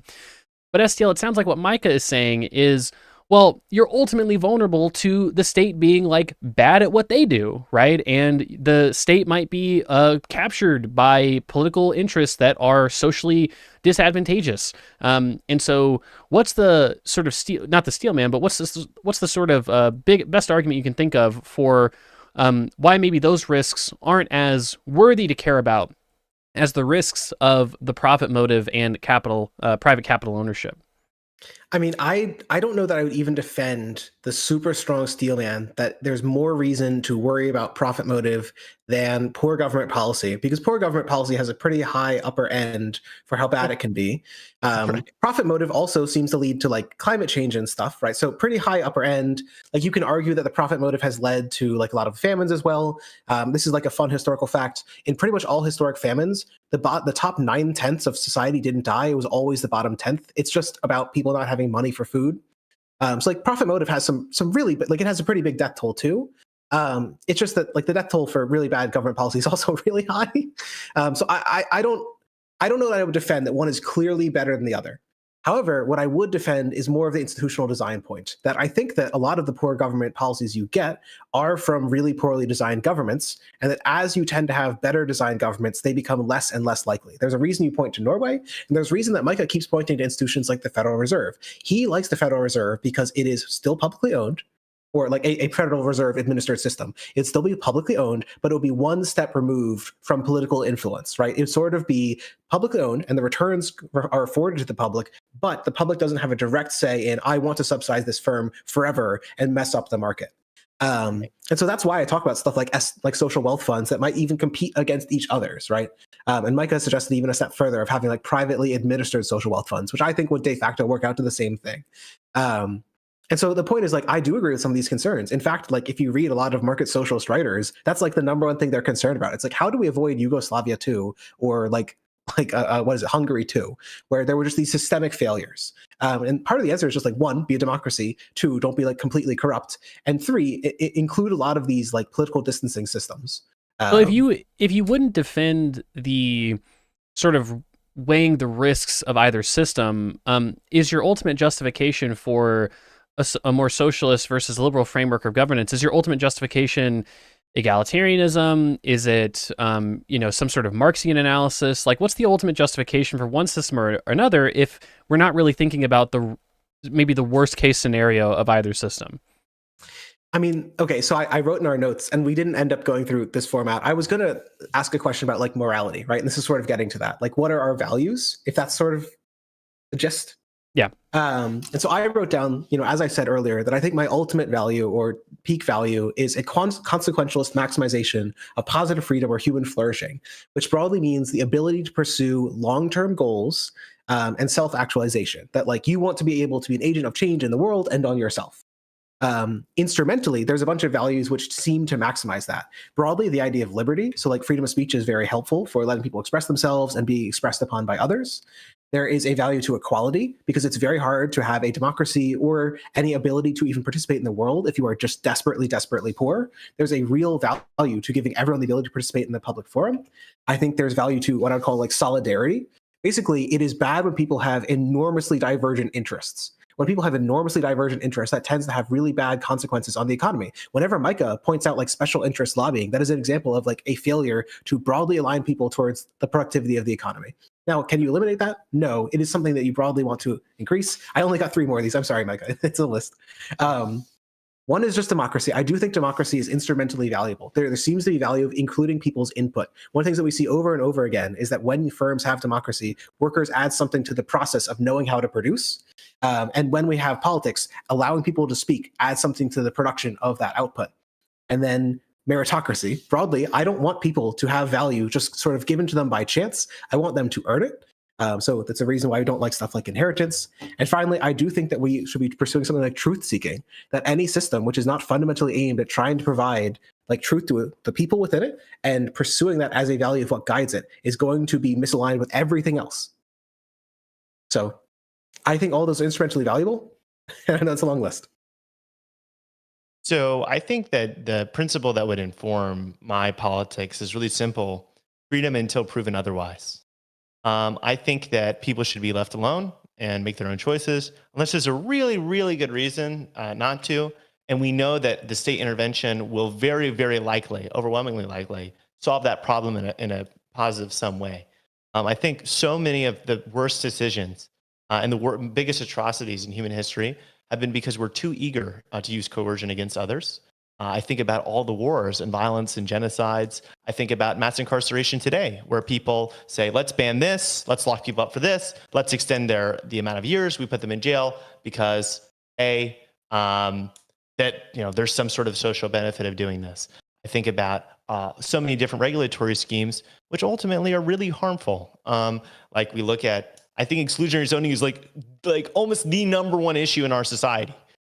It has led to a terrible development pattern for our flourishing, for affordability, for economic prosperity, for the environment. I mean, you look at even at issues in which the government is supposed to be essential for solving, like climate change.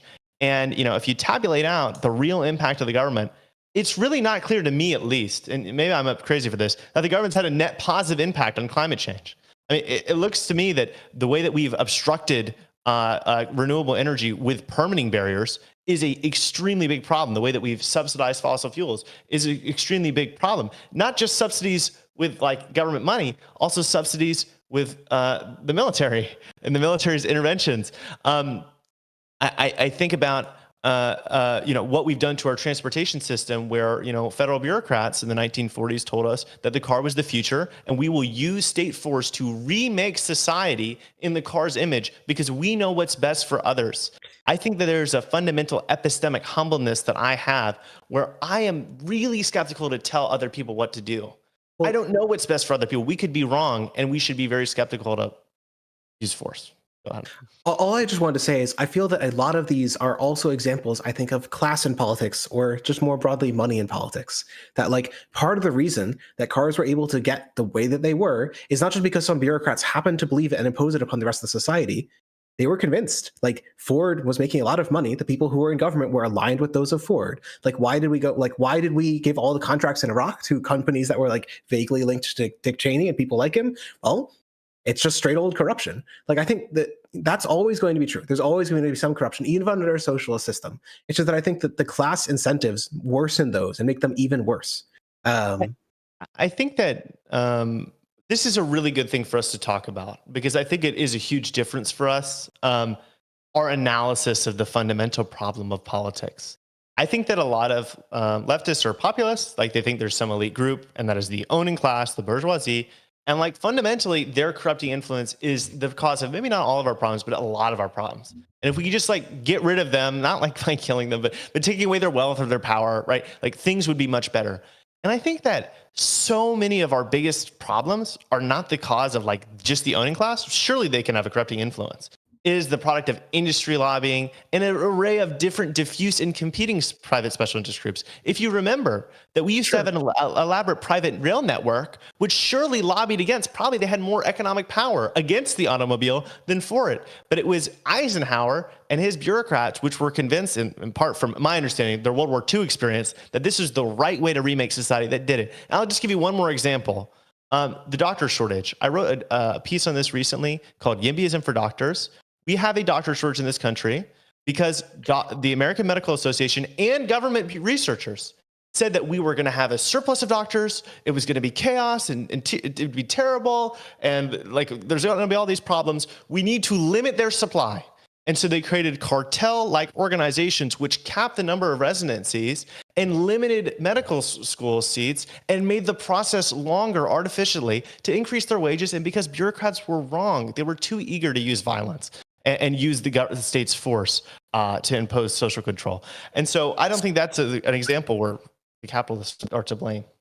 Well, sure. I'm not trying to say that it's entirely to blame, right? I'm not trying to say it's the number one problem. I am trying to say it generally makes them worse. I think of it as like a multiplier, that if you had a more equal society, well, straight away, the lobbying influence of the rich is gone. It's just pluralism of people's ideological interests, right?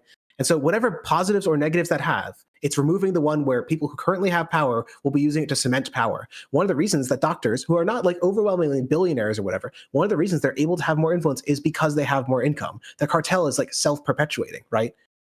So part of the reason that I like higher equality is because I'd like to be less concerned about those. And more broadly, the argument that I would give is a lot of what you're seeing is the profit motive applied to politics. And that's going to always be true. Insofar as people are self-interested, they're always going to try and find a way to use politics to benefit themselves, the same way they try and use business to benefit themselves. The only question is, how can we align business with social interests, which is the point of like subsidies and taxation and stuff, and how can we remove the profit motive? How can we remove that self-interest from politics as much as possible? And you and I have talked about stuff like lobbying bans, increased staffing, increased government research funding. I wholeheartedly support all of that. It seems to me a lot of the institutional reforms that you want, like, hey, what if we just raise the barrier to implementing a policy? You've got to get 60% of the vote, right? That's like something that you sort of suggested earlier with the hyper-majoritarian system, right? Or super-majoritarian system. Like, I think a lot of the proposals I have are similar. Like, I would like to see something like test out the policy beforehand. You have to have like 3 cases of policy being tested before you move it up the federal ladder, something like that. That seems totally reasonable to me. And I just think most of the policies that I support, like I would have way more than 3 examples around the world or in states to point to, right? Right. I mean, I think that like my ideal government framework is, well, I guess ideal is probably useless to talk about, but the one that I think that we could maybe like the thing that we work towards, right? Because you work towards, the world is second best at best, right? So we work towards the realizable utopia. And that is, we put more limits on the government's ability to do bad things. I think there's a lot of ways you could do that. I think you could do ballot initiatives that ban the government from regulating land use. I think that's possible. Like, I think there's a coalition you could create for that. And I think that would be overwhelmingly net positive. Now you could say, well, look, there's this instance where the government could regulate land use and make people's utils slightly higher. That's like, well, okay. But in aggregate, this would make things better off, right? It is complicated, right? Like, I don't know, if you want to go the hyper neoliberal approach, maybe you'll just apply taxes for polluting firms based on how many people live within their polluting zone or something. Sure, maybe that gets you the same effect. But I'm saying there probably are util maximizing ways of getting at it. Yeah, but sorry, I know this is not a general case argument. You were trying to make a more general case argument, I think. Right. I'm saying, like, I think that the realizable thing we work for is to limit state power where it's particularly bad, to try to improve the quality of state decision making. But I don't think we're like anywhere close to like realizing a state where now democracy makes consistently good decisions. I think democracy has a really, really strong tendency to produce bad decisions because ultimately people's political views are completely and totally warped by like terrible cognitive biases, which are systematic and universal. Politicians. Go ahead. And politicians are not like our knights in shining armor, right? They're like the people that know how to win in a very specific system, sure, which their incentives are like really bad a lot of the time. And I think I've talked to some socialists that talk about how we just need to elect the right coalition into power, right? The right 50% plus one, and then that coalition will do good things. And I think sometimes certain coalitions will be more able to do good things, but they're also many times incentivized to do bad stuff, right? And like I can give you just 2 examples really quickly. Like, lawyers are in the Democratic coalition. God bless lawyers. I love them. They help us so much. We're never going to do any form of tort reform, none of the good ones. Right? I think there's forms of tort reform which are totally reasonable, but we're never going to do it. We're actually probably going to support things that enhance the litigation, more litigation all over the place because that benefits them. Public sector unions, some public sector unions, God bless the people that work in the public sector. But sometimes they engage in quid pro quo with mayors, and you see it across this country where they support a mayor, so the mayor gets into office, and the mayor gives them ridiculous raises and ridiculous benefits because it's politically beneficial for him. It's certainly not utility maximizing. Right. And it's like, okay, like, well, I mean, this is part of the reason. So like, this is one of the reasons that I don't like having executive systems because it gives too much power to one person. And so if you tend to distribute it, that'll tend to lower the likelihood all you need to do is change one person, just change Eisenhower, just send him off to war, make him drive a bunch of Jeeps, and he's going to come home and change the whole system. Right. If instead it was 40 people, it'd be a little bit harder to do. So, I mean, like I broadly like a lot of those things which tend to distribute power. More broadly, some of the things that I've argued are trying to increase the level of meritocracy or epistocracy in the electeds, that like we should be electing people. Like, so the direct example is in most of this country, we have a general legislature. We have a federal general legislature, which is Congress, and we just elect people to that on ideology. There's no other redeeming thing other than ideology. But what we've talked about is, well, what if you elected people based on ideology and competency? That if you wanted to be like related to, say, healthcare, let's say that you were electing the healthcare Congress or the healthcare council, that you have to have served in the federal service and or have like a PhD in like health studies or something. That wouldn't get you, like, I'm not going to say that's a golden fix for it, but it'll probably get you better than 90% of people who are currently like law writing. 100%. Right? Yeah. And whenever that happens, we can have another discussion about the exact intricacy of government intervention in healthcare that we want to talk about. But I'll be more open-minded. Maybe I'll stop being a liberal. I'll be more of a social democrat in that kind of society. Unfortunately, that's not the society that we live in. You hear that, commenters? All you have to do is do a fundamental restructuring to build society more democratic and more aristocratic, and he will become a social democrat. It'll be two wonks, okay? Two copies of Econoboy and me. Well, fundamentally, your position on the axis of how much state power you want, it's based on what you think free choice is like, how good do you think people are making their own choices, and how good do you think the government is at modifying those choices for the better. And I think the government's really bad at it. And I think people's choices are pretty good. Like, I think the products of a free society are pretty great. I think that America is better than a lot of other places because we're free. We have free speech. We can make content like this. We can go choose where we want to work. We're not assigned by the Soviets. We can keep a lot of our property. And we have a market system which produces incredible innovations all the time. Like, the fact that we have consistent economic growth is a fantastic thing. Go ahead. Well, and this is what, like, a lot of those arguments are what I try and give for socialism. Like, if you have a society where there's a crap ton of housing built, it is easier to move around the country. Like, even easier than it would be if we got to like the YIMBY housing maximizing point. If we went above that, it would be even easier to move. There's a lot of evidence that mobility is like productivity raising. It's like wage raising. I would like to see even more freedom on that because I think it benefits society. I would like to see even more freedom of speech than the United States has. We have like really severe restrictions on whistleblowers, which I think are part of what make the government all messed up. So my point is sort of like, I broadly agree with a lot of like the freedom increasing points. It's that it's that I think that you underestimate the ability for profit incentive unalloyed to do great bad. Like, I think the fact that is the product of freedom. Like, that is free association. Like really, you have a problem with economic freedom, free choice in the marketplace. And I think but market, they are not free. They are institutions which are like only possible in the context of like a government setup. They are social institutions just like any other. Well, so like there's your decisions, right? And there's certain freedom is the decisions that you make unabridged by any sort of coercive intervention. And right, so the government has a certain intervention, which is that establishing certain property norms, right? Mm-hmm. That is one intervention, saying you can't take other people's stuff. Yeah. It is more of an intervention to establish tons of regulations where we say you have to use this way, you can't use it that way. We're going to take your stuff whenever this happens. That's a tax. That is more intervention. There's like a scale of intervention. The establishing of basic property norms is not a big intervention, and you want much more, right? So you want less freedom and more control. Now, I'm not trying to say that as like an attack on you.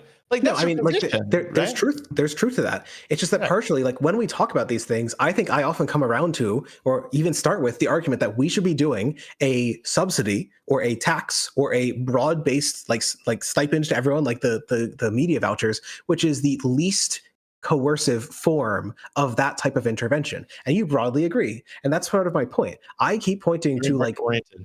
Well, so you would say it's free market oriented, and what I would say is that like profit is broadly useful at restructure. So I pointed out earlier that profit is not neutral. Profit reshapes societies, and the only question is whether that reshaping is useful or not useful. And it's generally useful to get rid of like unproductive firms, and it's generally useful to grow productive firms. That's part of the reason I stuff like minimum wages, which actually tend to increase the productivity premium, or stuff like flattening wages, which increase the productivity premium.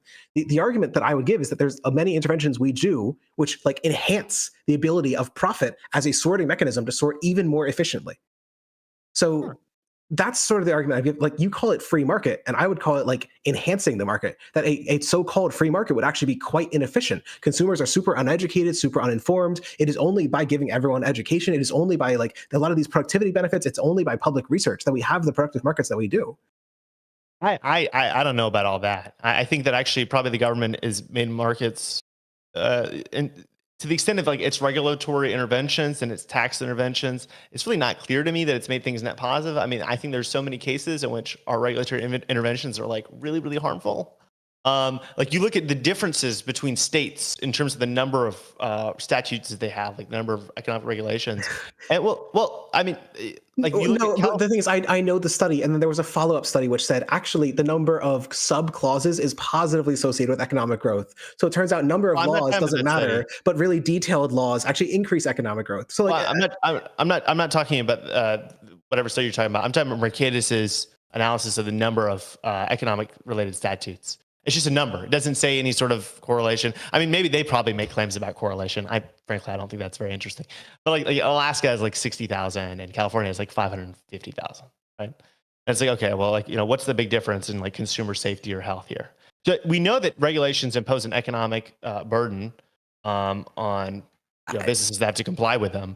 If it's not clear there's any sort of benefit, well, I think our disposition should be to oppose them. And when we talk about very specific ones, it's easy to illustrate. Let's give one example, occupational licensure.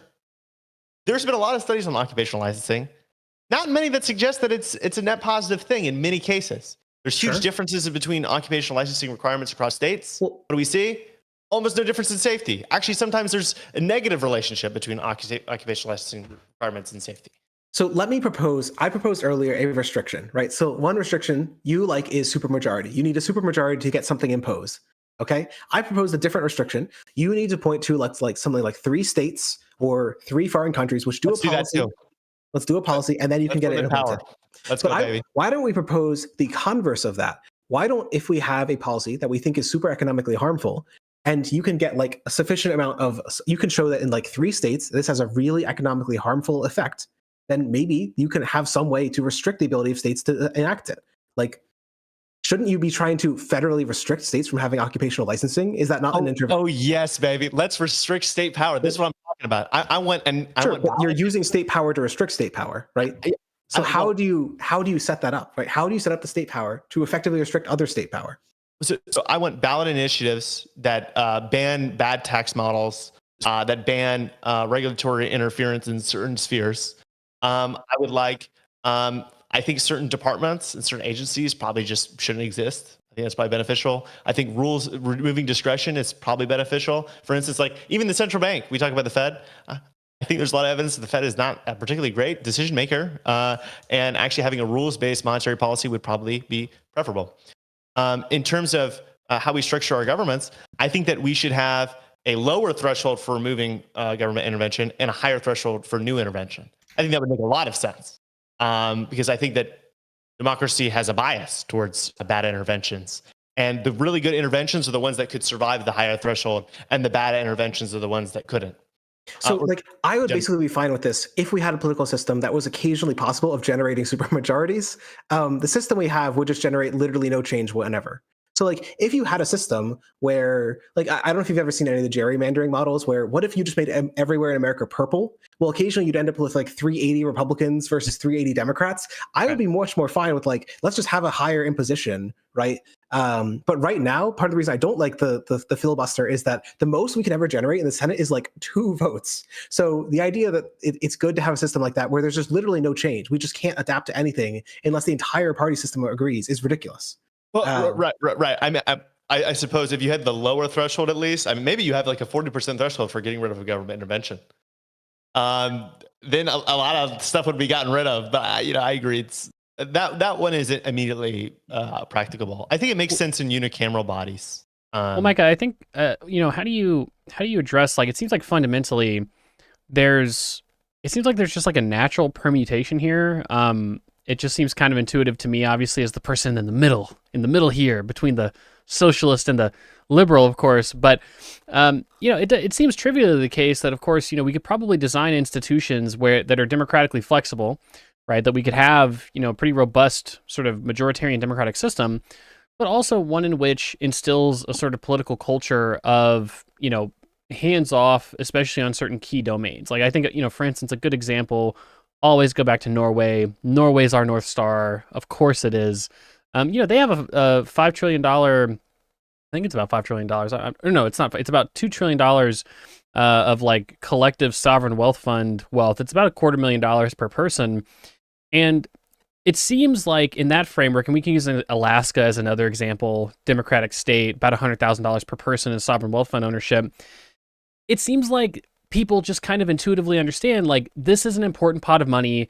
It needs to be apolitical, right? And so you don't really see huge changes in, sovereign wealth fund ownership in countries or states with a lot of sovereign wealth fund ownership, because I don't know, it seems like people can kind of like intuit what's important to have, let's say a more steady democratic hand on, and what's maybe more eligible to be more volatilely regulated over time. Of course, it's not perfect, but it sounds like the model that you would recommend would result in, like, how would we get any climate change things passed? We'd never pass a carbon tax in the institutional framework that you describe.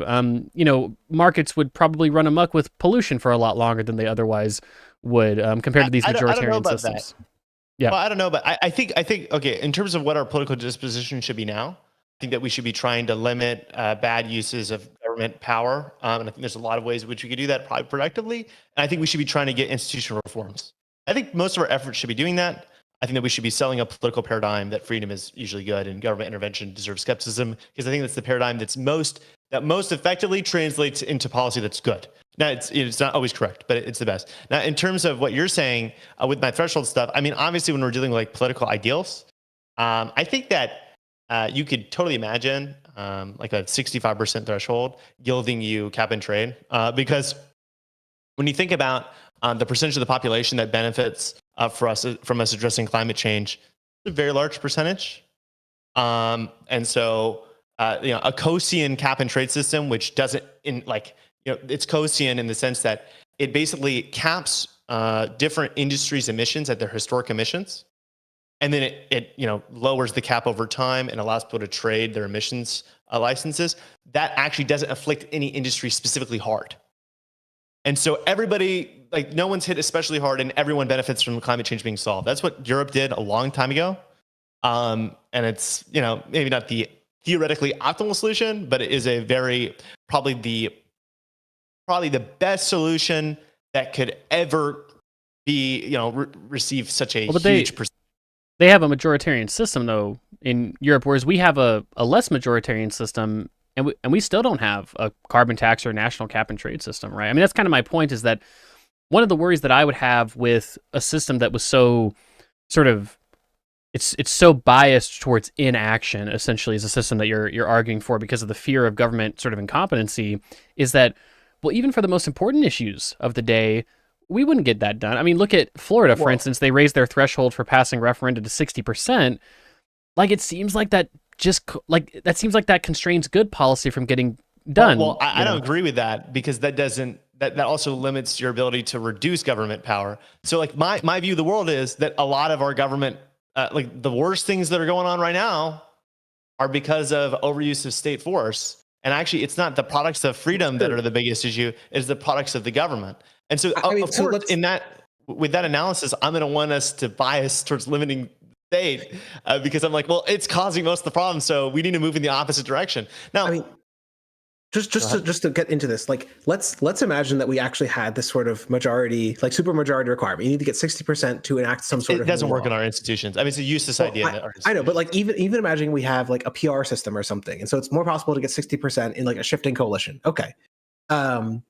The big question I actually had is about implementation. How would you decide what the difference is between passing a new law and changing an old one? So, like, what if instead of saying that I'm creating a new law, I'm just amending the postal office code to allow the state to build buildings on top of a post office all around the country? I'm not introducing a new law. I'm merely amending old law. Well, I think you can imagine a lot of different ways you could do this. And I would not do it like amending a new law versus passing a new law versus amending an old one. I think it'd be something like, are you adding new clauses of regulation? Are you increasing tax revenue? Are you increasing expenditures? And so, like, revenue neutral changes or rewriting like a specific rule would be.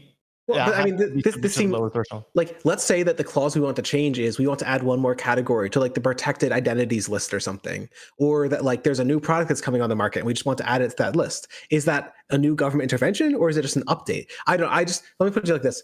The test that I proposed earlier is that I should want to see 3 states which have this law, or 3 countries which have this law. What countries around the world have the type of restrictions that you're talking about and have seen positive results? Well, I mean, even categorizing whether your intervention is the same as others, there's like huge practical questions about that, right? Like, there's so many different laws which are very oddly specific, and it'd be like kind of hard to point to 3 examples that are exactly the same. Like, let's say we do paid family leave. That's a really, really well understood idea. Okay, but has anybody done the paid family leave scheme this way? Is it funded with the exact same tax administrative process? Does it have the exact same benefit? Is it the exact correct number of weeks? Sure. I mean, my answer to this is going to be sortition. It's going to be, oh, no, it's really hard to legislate an exact way to say whether a law is exactly the same. Well, we'll just throw it to the jury. That's going to be my answer for literally everything. For, is it reasonable to say these things are the same? Okay, we'll throw it to the people. They'll say whether it's reasonable. I mean, I'm a huge fan of sortition. So I frankly, I don't think that this is the most productive thing for us to be arguing about. I did want to mention. The reason I wanted to ask is sort of like, I would be willing to get on board with these sorts of restrictions if they work around the world. It just doesn't seem like the countries which have some of the most productive economies generally rely on these things. Like the European countries don't have greater restrictions on passing new laws, and yet they seem to be about as productive. The East Asian tigers, they don't seem to have greater restrictions on passing new economic interventions, and yet they are similarly productive. I mean, right? I think that what's going on? That's a very strange methodology. I mean, I would say that, most of the world's most successful countries don't have this specific level of state ownership that you want, and they don't have co-op subsidies. But hey, like, that's not disproving, like that's probably too. Well, sure, I know, but what I'm trying to get at is that, like, you were really worried about government intervention. Like, you estimate that the risk is much higher than the risk of non-intervention, and yet it seems like most of the systems in the most productive countries on Earth are fairly permissive, right? They're fairly close to PR, and they're fairly permissive of big changes, even on slim majorities, right? And yet, very few countries in the world use sortition, but we want to have sortition anyway, right? The question is, what is the policy product of this change? And like, do we have evidence to think that product would be good? Okay, do we have evidence that an overabundance of government intervention in people's personal lives and economic lives is bad? Of course we do. Sure, the most interventionist economies in the world are terrible. In Europe, so many of the regulatory schemes are bad. In the United States, look at the prevalence of our government interventions. Look at their outcome. It's bad, right? So, okay. I mean, I don't know. I would also at this point, like, what are the most fiscally important government interventions? Well, the Stop Elderly Poverty one, the Stop Youth Poverty one, and like, if you were talking about poverty way earlier, like it was one of the first things you mentioned. Poverty let's today, talk about these. Poverty today, if measured the same way that we would have measured Lyndon Johnson's poverty, including all taxes and transfers, is I think it's like 3% or something. It is a ridiculously low number because these programs do actually work. Like, giving people money works. It's not something that's particularly controversial on this podcast, but like, the overwhelming majority of what the government does in forms of fiscal policy is like taxes and transfers. If that's the weight I was going to say, well, maybe we should just trust the government to get things right. But obviously not. We're talking about the whole of government. And that's why I was trying to point to like the whole of government permissiveness for other countries. It seems like they're quite permissive and they pass a lot of bad policy, but clearly they must be passing some good ones, or at least only as bad as the US. They don't pass enough bad policies, right? I mean, you could always argue that if there were more free things would be better. And now let's talk about. I was asking, like, where should I look to see it being better in practice? That's my point, right? Well, we could see many cases in which you don't have a regulation in place. For instance, like, we have a greater scope of practice. Not the lack of regulation. I'm saying the democracy reform. And I understand that that sortition is not supported by like that many cases, other than, I don't know, jury trials and stuff. I wouldn't want to do like federal sortition tomorrow. I would want to see like a state implement it first. Like, literally, yes. I am not confident enough to immediately implement this rule. I'm absolutely not. It's just an idea. I brought up this earlier because we're talking about our difference on democracy. Like, sure. I would support a higher threshold because I don't think simply having majority support is good enough to support intervention, because I think there's a tendency. But I agree. Yeah, it's like, is this like, if we're testifying on the halls of Congress, your argument's valid. That's just not the thing I'm trying to argue for. Now, something I do want to talk about is, I talked about how a lot of government intervention in a lot of different areas is bad. Let's talk about the biggest government interventions, right? Like the biggest elements of our budget. Let's talk about the military. Well, we've been very eager to use violence against other countries. CIA, we've done a lot of coups. 500,000 people in Indonesia died because we were so eager to use violence against other people. Let's talk about Social Security. I think Social Security is probably net positive, right? Because of its poverty effect. Is its design good? No, it's a pretty terrible design. There's generational imbalances which are produced. It's a regressive program. It doesn't eliminate poverty. There's still a certain percentage of old people that are in poverty because they're not eligible for the program. It's income-related benefits. It's not front-loaded. It reduces the savings rate and it reduces the birth rate, which a lot of utilitarians will argue, okay, actually, we shouldn't even have the public pension system in the first place because it reduces birth rates. I don't know about that, but that's that's one point. Medicare. This is probably our best program. Medicare still has problems because now there's this tendency to want to enforce price controls on drugs. We've already talked about this before. That is very easy to argue, like, will have tremendously negative consequences. And I'll talk about public schools for just a second, and then you could talk for forever. Oh my God. Bastia, I believe he talks about this first. The unforeseen consequences of government intervention. People talk about the seen consequences and they say, oh, these seem good. You have to look at the unforeseen. We have subsidized a specific model of education in our universities, in our K through 12 schools. And what does that produce? Stagnation. We still educate people largely the same way we did before. We educate public universities 30 times more than we do any other form of higher education, which is probably the reason why we have a higher education system, which is so incredibly inefficient and wasteful and so time consuming and so costly. And our K through 12 education system, it's not great. It's really not that great. I think you could probably argue that giving people more choice would probably produce better outcomes. So even the best things the government does seem to have like some really, really, really huge issues. Well, look, school choice and these are all large issues that we could debate for a whole. Maybe we'll have to put these on the to-do list. But the broader argument I would just give is you were pointing to these policies and pointing out all the ways that they are flawed. To me, it's sort of equivalent to me pointing to a market and being like, hey, this market is flawed because the market exists, but are poor people able to access it? Do most poor people have the funds able to achieve something? No, it's fair. Y'all do it all the time. Well, but that's sort of my argument is I think that if you want to look at it holistically, you don't simply want to look at the policy and all the ways that it falls short. You don't just want to look at the market and just all the ways it falls short. You do actually have to look at it holistically. And so that's the reason why I'm trying to look at some of your restrictions. Your concern is a holistic concern that democracy and representative government is too quick to regulate, right? So as a whole, that is your concern. And when I look around the world, I don't really see very strong evidence that greater democracy or that greater state intervention led by those democracies is very much tightly controlled to economic growth. If we look at the rich world, whether there's more intervention or less, doesn't seem very tightly correlated. I know one of the interesting things that what's the heck's his name? Lindhurt, I think. I forget his name every time. He's the scholar of social spending. And one of the things that he shows is that the correlation between social spending and GDP growth is basically nil. There's no significant correlation between the two. And I mean, the methodology of that is so questionable though, right? Just looking at broad correlations and saying, well, maybe government intervention isn't harmful because we don't see a correlation between how much money the government's spending and whether their growth rate.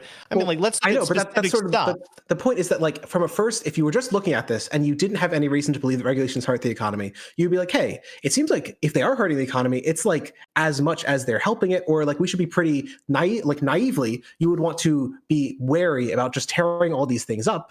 Because it doesn't seem like the effect they have is super positive or super negative in terms of GDP growth. That's sort of what I would get at with this. Naively, sure. I mean, but I think sophisticatedly, you would certainly have. There's a lot of good reasons to be skeptical of these things.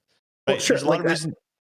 I agree. I'm just trying to say that at this if you take the ultra bird's eye view, it doesn't seem like societies with more democracy have way more social spending. It doesn't seem like societies with more democracy are grossly more inefficient in their social spending. It doesn't seem like we've seen successful applications of these technocratic designs. I'm willing to see them experimented. It's just sort of, it's frustrating because I often have to defend here are the policies that are actually implemented, right? And I think that we should do them more and more and more.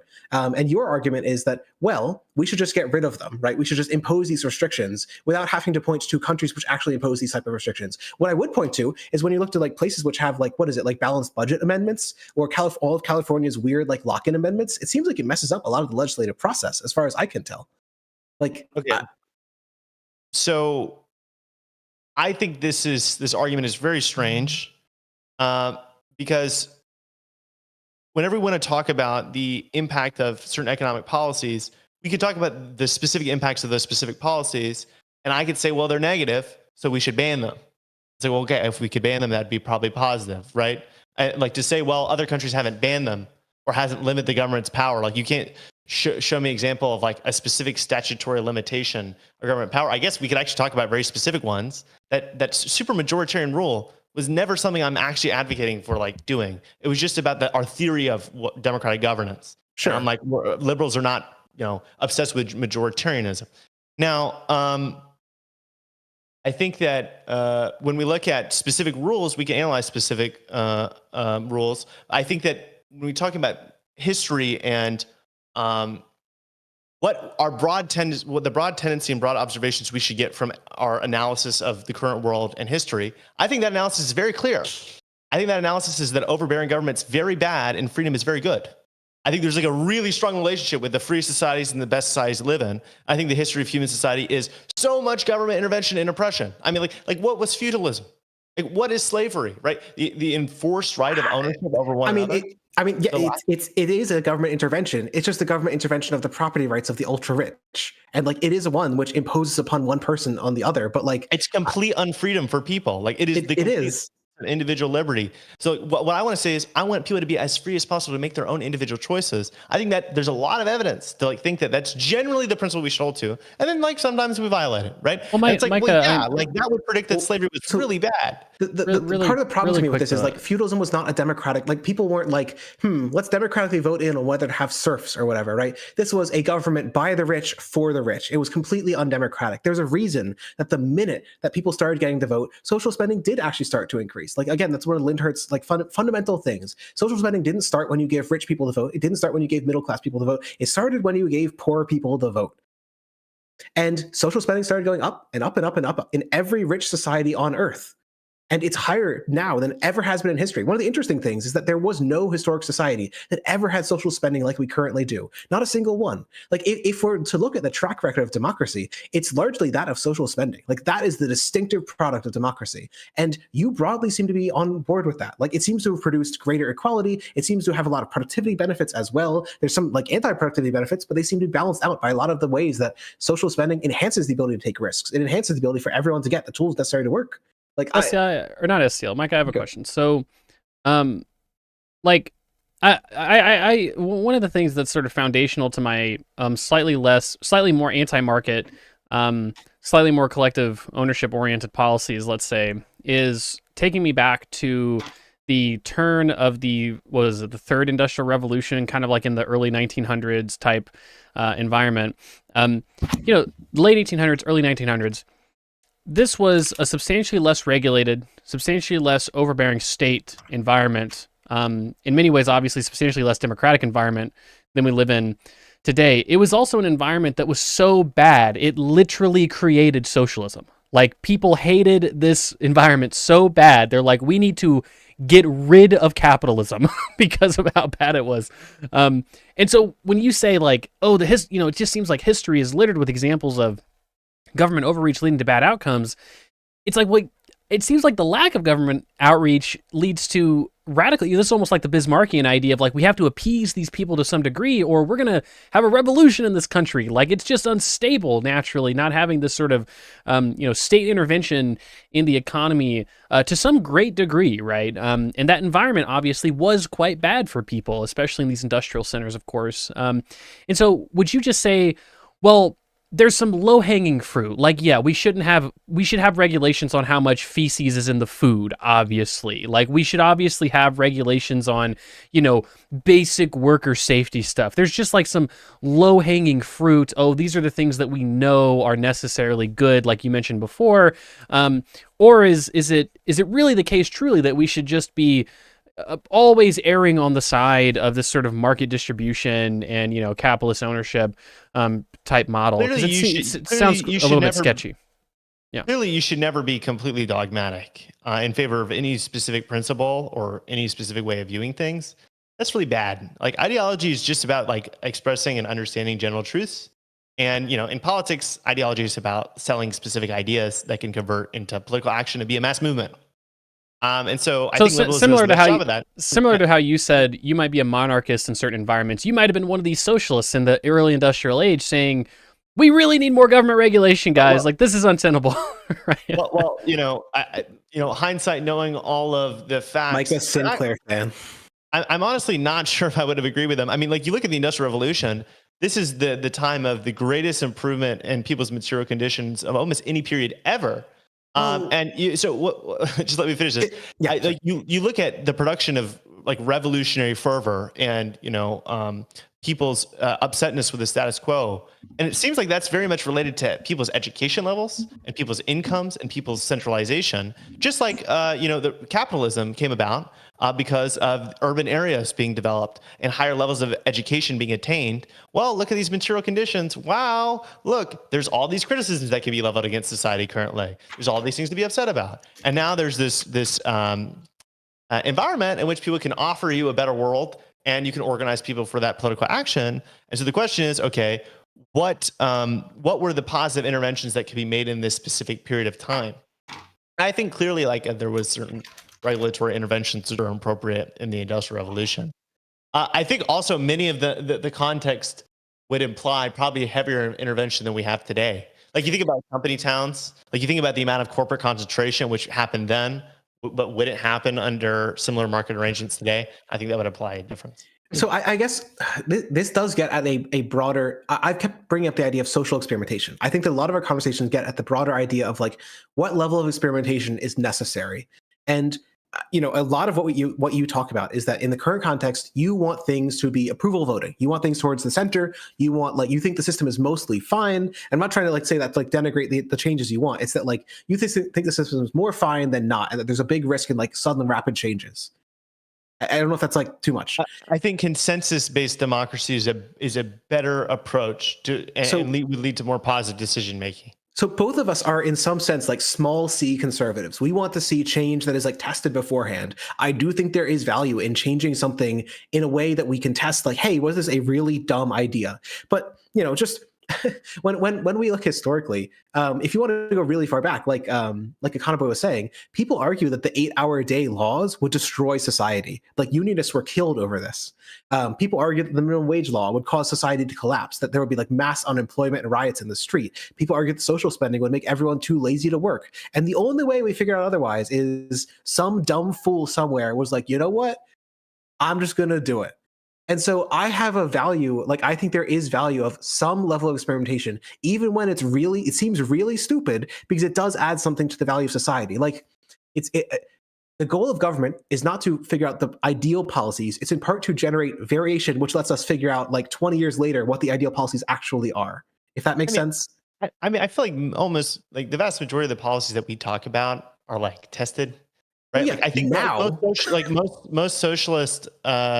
That's my whole point. They've been tested now because some dumb fool in Europe did it, and it wasn't tested when they did it. And okay, so some Chad stares in the face of people like muted, Micah. You're probably live on the stream, but you're muted in Discord, Econoboy. I'm muted in Discord? You're still muted. Come back. You're here.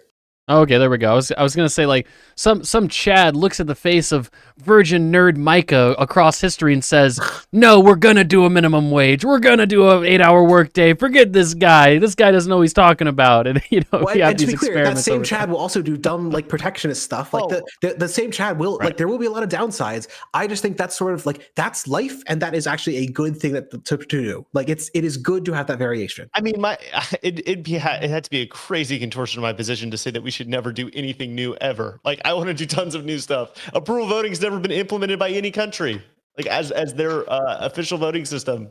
We should do that. We should use sortition. A lot of these rules, statutory limits on government power, you point out, they're not tried anywhere. True. We should try them. UBI, let's try it. So of course I agree with that. There's no disagreement with that. I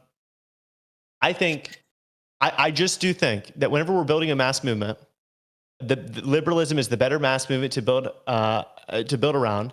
And I think that you look at the socialist movement today, and it's very clear there's a big tendency for them to support bad ideas. You are not a representative of the socialist movement at all, and it's because this basic socialist paradigm does not sell. But I mean, bluntly, you're by this logic, you're not a good representative of the liberal movement. Overwhelmingly, there's not a liberal movement. Well, that's part insofar as there is a socialist movement, it's like Sanders voters, and like there's an activist core, yeah. And insofar as there's a liberal movement, it's like I don't know, Harris voters, and yeah, there is like a literal activist core. But I really just want to put in this. Like I think sometimes it's very easy to paint people as the dumbest members of their coalition, and I'm happy to hate on those people. The same that I'd be happy to hate on dumb liberals. It was so goddamn frustrating to me to see every liberal fall in line behind Joe Biden's tariff policies, except I think like you and Econoboy maybe. I think we're defining liberal differently. Well, I know, like, let me put it like this. The ideal liberal, as you're defining, as like the person who's interested in human freedom and they like social welfare that's like broadly economically productive, you're right that there is no movement for that. But like the actually existing liberal movement, the AEL, actually existing liberalism does exist out there, and it's Harris voters. And any change you want to get is going to be filtered through them, just as any change I'm going to get is going to be filtered through all the dumbasses who think that like they should be quoting Joseph Stalin. Like I think there's a big difference here, right? So there's a basic political paradigm, which is I think that you agree with and like socialists have, and it's going to like whenever you apply it to the mass movement, it's going to be dumbified, right? It's going to convert into specific policies, right? Because the staffers are not going to be all wonks, and the politicians are not going to be all wonks, and the voters are not going to be all wonks, right? And so it's just going to be like, okay, we not need until we get media vouchers, okay? Once 5% of GDP goes to media vouchers, and every person is simply just in the media sphere every day, right? They've got 3 wonks running on 6 monitors, all blasting in. Right. But like, you understand what I'm saying, right? So like, okay, yes. That's what's going to happen. Now, maybe this is something I should have mentioned earlier. Americans don't use liberal the way that I use it. I'm using like the international sense. You can call me whatever term you want, but like it is, Europe has European liberal parties, and they're like the pro-freedom people, right? And my argument, I guess, most simply is, if we're going to talk about ideologies and not just specific policies and be all evidence-based and wonky about everything, well, I think the better paradigm to sell is that, hey, we should be really skeptical of coercion, and we should be really skeptical of using force against other people, and we should generally want like rules-based policies that use scalpels and not sledgehammers, and preserve individual choice. And I think that would lead people to supporting, like, opposing tons of government bad interventions. And whenever they do support a government intervention, it would be a pro-individual choice intervention. The carbon tax, right? That preserves individual choice. UBI, that preserves individual choice. I think some forms of school choice, that preserves individual choice. That is the theme, that is the thread that I think that you can build a movement around that will lead people to pretty good positions.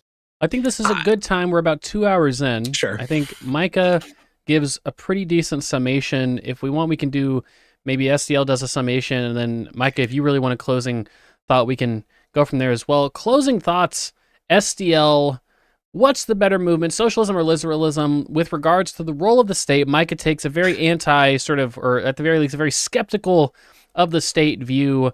Why is it better to sell this view of expansive state services, state intervention, things like this? So just as Micah is correct to note many of the biases in democracy, all the cognitive biases, all the ways in which people are misinformed, I think there's tons of imperfections in markets, and Micah would regularly easily agree to all of them. Like he would agree with monopoly power, he would agree with the idea of of competition not being perfect due to like maybe lack of breaking up of large firms, but also just due to stuff like barriers to entry, just due to natural monopolies. There are literally like hundreds of ways that you could call them imperfections. I tend to think that they are just actually how the market works. The market is a social institution, and it brings with it all the weird biases that people have, and it brings with it, as a result, many of the same flaws that democracy has. There's different mechanisms, obviously, but markets are flawed. So is democracy. I think like both of us agree on that. The question is partially about how flawed we think they are and where we think the relative risks are. I've consistently been of the argument, I would rather see greater variation in policy, even if it leads to sometimes really bad policy, even in ways I don't like, because I think society is a social experiment, quite literally, that our goal is not to have the best laws forever, because we won't know if they're the best laws unless we try out the next best laws and they fail and we have to go back. So this is why I argue for stuff like federalism. This is why I argue for like removing stuff like the filibuster, because I do think there is value in changing laws over time. I know, again, Micah wouldn't disagree. I'm presenting maybe a bit of an extreme case. It's that I think that a lot of the socialist policies I support, like social wealth funds, like democratic firms, these are policies that other countries have tried, and they've either been positive or had nil effects, but have greater democratized the society, provided people more voice and more equality. And I think those are useful for maximizing human flourishing. So Why not do them here? My case is really quite simple. We should do more testing, and when the testing affirms something that moves us to the left, let's move to the left. And I think there's lots of cases where the left is the place to move. Micah is right. There are sometimes cases where it's not true, where regulation is harmful, and we should move to the right. Generally, I think a lot of the regulation where you're moving to the right is about increasing worker mobility, like getting rid of doctor cartels. And so I agree. I like lots of that stuff. Getting rid of occupational licensing is, again, about increasing worker mobility. I'm all for it. I tend to think that the thing we're interested in at the end of the day is equality of power and human flourishing. And the best way to do so is with policies that provide everyone the basics of participating in that society, of being a democratic citizen. And you can't do that unless you're fully able to participate up to like the college level in education. You can't do that unless you are perfectly healthy. You can't do that unless you have a say at your workplace, unless you have enough of a wages to meaningfully get time off to participate in politics. You can't do that if the rich dominate your politics and your party. You can't do that if there's no real choice because of the voting system. And so, I don't know. I think the argument for socialism is in part that I want everyone to participate in this grand social experiment. They should be able to craft the stupid policies just like everyone else, not just the rich crafting the stupidest policies for poor people who have to bear the brunt of it. All right. Well, Micah, any closing thoughts before we wrap it on up? Well, I'd say that, our joint pursuit this entire time has been human flourishing. Both me, SDL, and Ikadaboy agree that it's bad to be dogmatic. And the point of ideology is just to give you some general senses, like some general guiding principles and heuristics and principles that they can help you come to good conclusions without looking at the specific evidence and the very specific issue every single time. And I think a really good principle is that freedom is really fantastic. That people generally know what's best for themselves, and that the government is pretty bad at making people's decisions better. And we should be very skeptical of using force individually or through the government to force our preferences on other people. But of course, sometimes a free society has collective action problems. Sometimes there's some issues that we cannot solve alone and we can't solve through voluntary associations. And so we need a government that's there to help solve those problems, to smooth over those disharmonies, and to help us live together in peace. But we should be careful with how we use that government power. We should make sure it's limited, and we should structure it so that it's effective in solving the problems we task it with solving, not unlimited and ineffective, as I think our current government is in many ways. Well, guys, that was, I guess we can throw this as part of the debate series playlist on the Three Wonks. Of course, that was maybe the first sort of direct debate between the hosts. Obviously, we argue in a lot of our episodes, but this was a very sort of, let's say more structured debate between two of the three of us. Not structured, but much longer. Yeah, much longer and much more sort of broad in its scope. If you guys like this kind of thing, just let us know. Obviously, we've sparred a little bit on various issues. We've talked about doing maybe a philosophy episode in the future, or go on, STL. We need to figure out some kind of way where both Micah and I would be against Ikadaboy. I don't know what the issue is, but we need to find it, and that needs to be the. We need to be on organ the same markets side for once. We'll be organ markets. No, organ markets. Is that? Oh, that's true. That's true. You and Micah love organ markets. Disagree? Meanwhile, yes, I did. You guys are crazy for believing in organ markets. What? I refuse to believe in organ markets. Micah probably believes in private or semi-private organ markets. I want a state-run organ market. So different organ markets. But laissez-faire organ markets. Come on, guys. Look, okay, it's the meme. Utility. A state will buy your kidney. Okay, that is the ideal socialist policy. Listen, okay, I'm a total Soviet-style central planner when it comes to organs, all right? It just seems crazy to me that we would have any sort of market for organs. But anyway, maybe we can talk about that later. I do like the idea of myself debating either SEL or Mike. I think it kind of just naturally lends to sort of two-way debate, just because, now, we're going to have some overlap between the three of us, but one versus one, we're going to have a lot of disagreement on certain areas. But if you guys have individual topics you'd like us to talk about or perhaps debate with each other, of course, be sure to give us feedback in the comments or in the chat. We're always checking our Patreon page, of course, and these VODs are always saved out on a playlist, which you should be able to comment on. And so you can have suggestions there, or of course in the video that gets uploaded later. So if you guys like this kind of format, of course, just let us know topics you want us to talk about, and we can talk about them. STL? All right, STL. Micah? Well, one thing that is probably relevant here is we actually never debated about socialism. We just said, what is the role of the state? Our last debate, if y'all watch it, or remember it, was mostly us trying to figure out what the hell what kind of socialism SDL supported. I never could figure it out. And we kept debating about what model of co-op behavior was correct. So I think it would be really interesting for us to do a series on specific models of socialism and like what we think the pros and cons are. And like maybe that could be, if y'all want it, okay, y'all can tell us if you want it. But so I said I was totally on board with this, but my objection was that I feel like we don't have any good models of liberalism, like a holistic model of a liberalism or a social democracy. There's lots of liberalism, much like fascism, kind of ill-defined. Curious.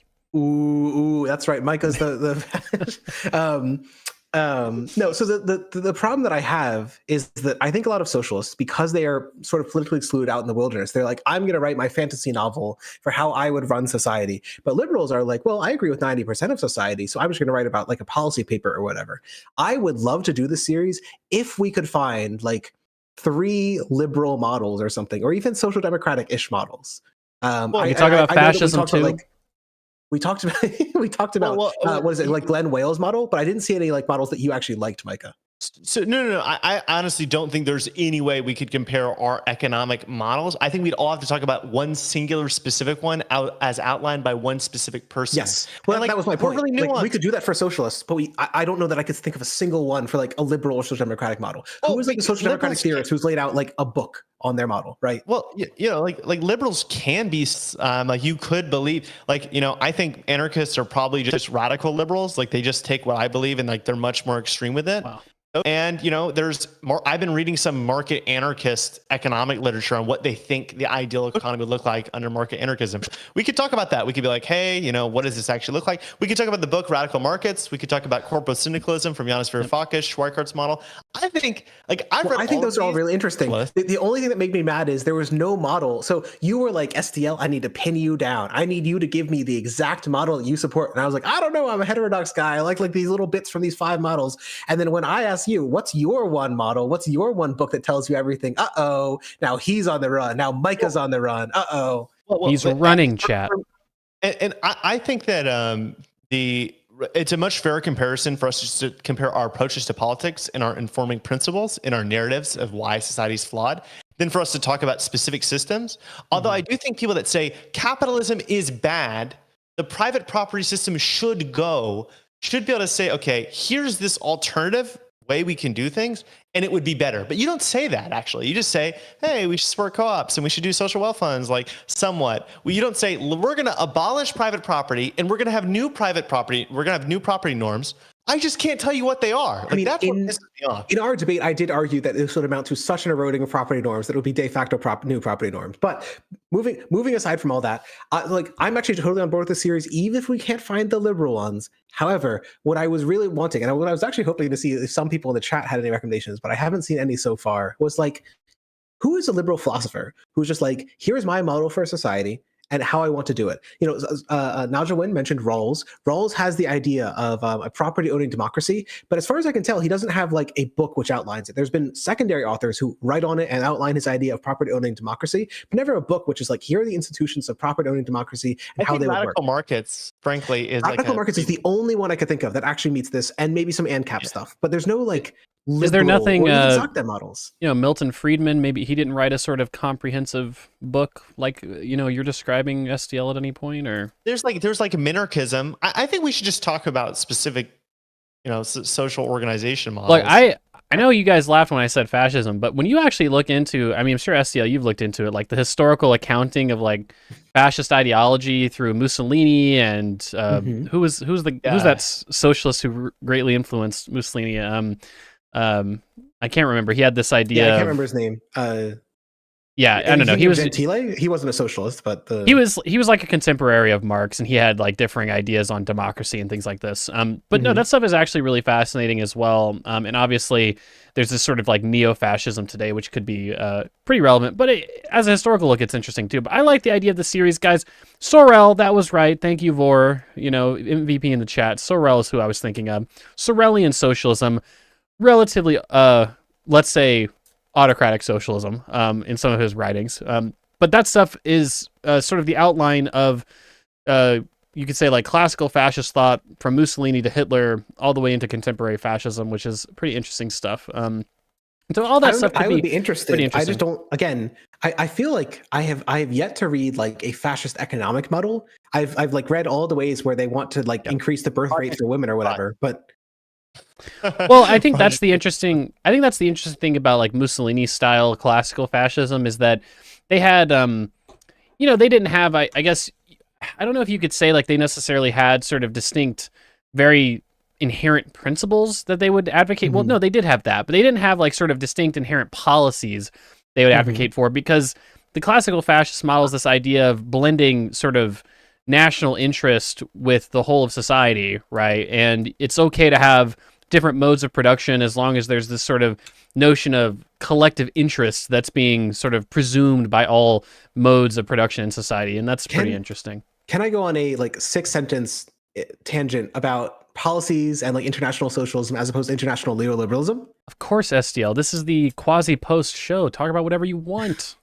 So one of the interesting things that some people have pointed to is that a lot of Marxist-Leninist countries, even though they were nominally guided by like a hyper-specific far-left ideology, came to very different policy conclusions on how to do that. The only thing that really united them was collectivizing agriculture, but in like everything else on like how you should run societies, like how food should be distributed, like down top and bottom, the only thing they really agreed on was like, one, nationalize everything or most things, do some cooperatives, and collectivize farming. Those are like the big three.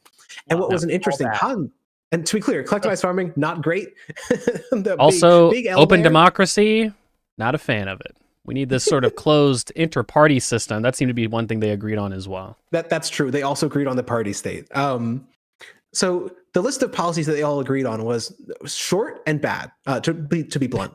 But what was interesting is that when you think of, say, the neoliberal movement, it is partially guided by an ideology, the same way that Marxism-Leninism. Like there's a core there. But there were often also very specific policy proposals aligned with like early neoliberalism, like labor market reforms, like free trade. Like we can go through the list, but think of Margaret Thatcher, think of the policies she proposed. They were remarkably similar to the policies that like Reagan proposed, that people proposed all around the world. This is something I think about a lot with respect to like socialism or social democracy, that I do wish there was more of an interest in trying to build that international movement around successful policies. Like pointing to here's what worked and here's what we're going to incorporate, rather than just sort of coming up with things whole cloth.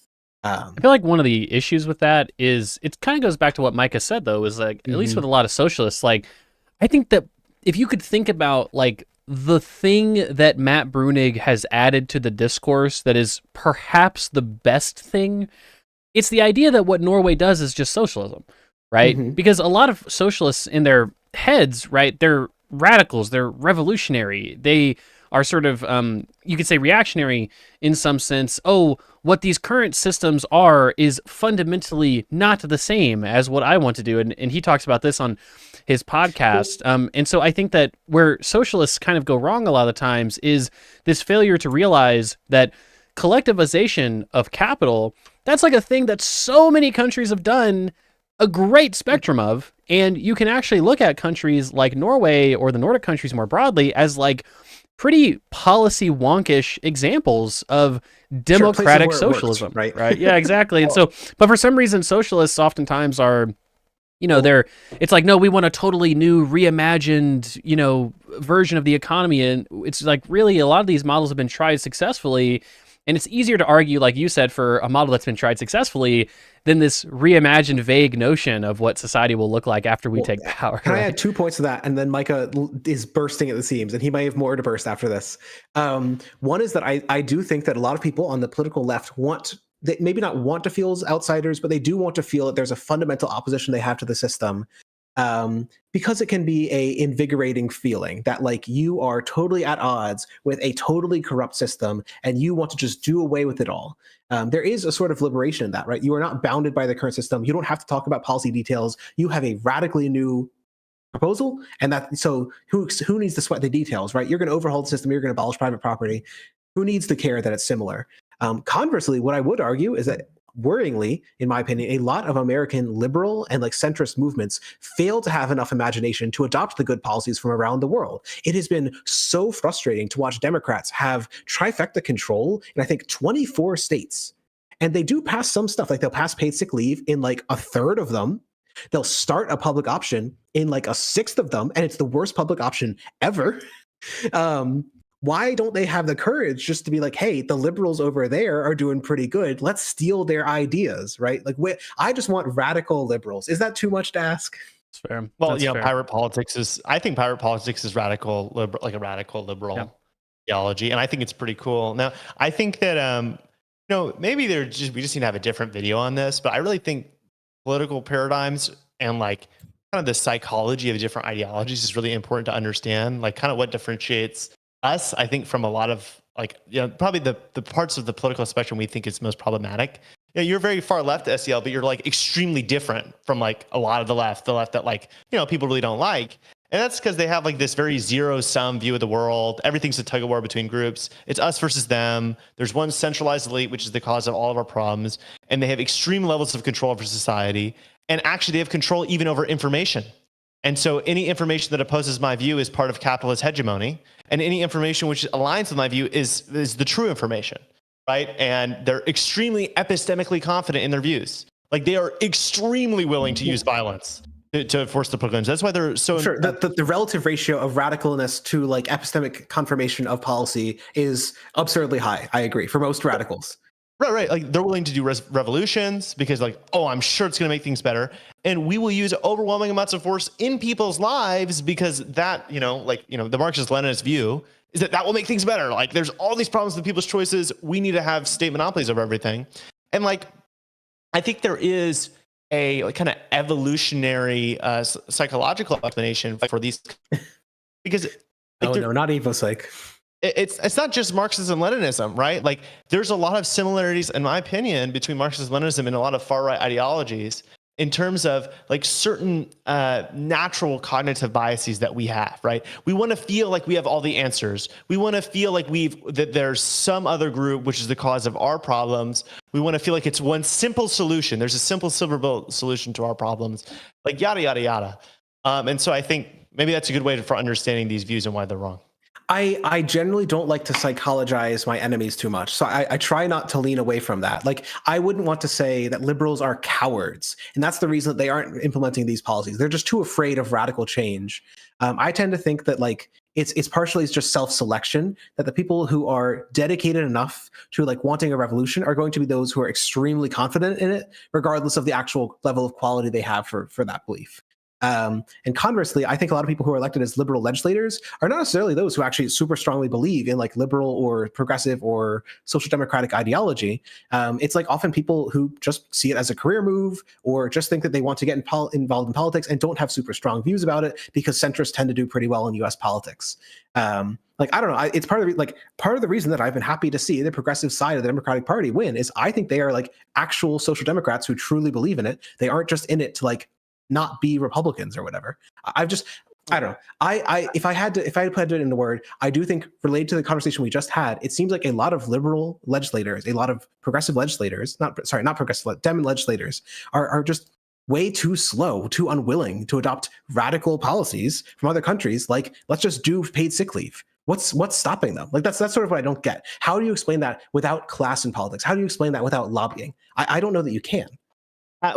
Frankly, I don't think the ideological rigidity of people in politics is.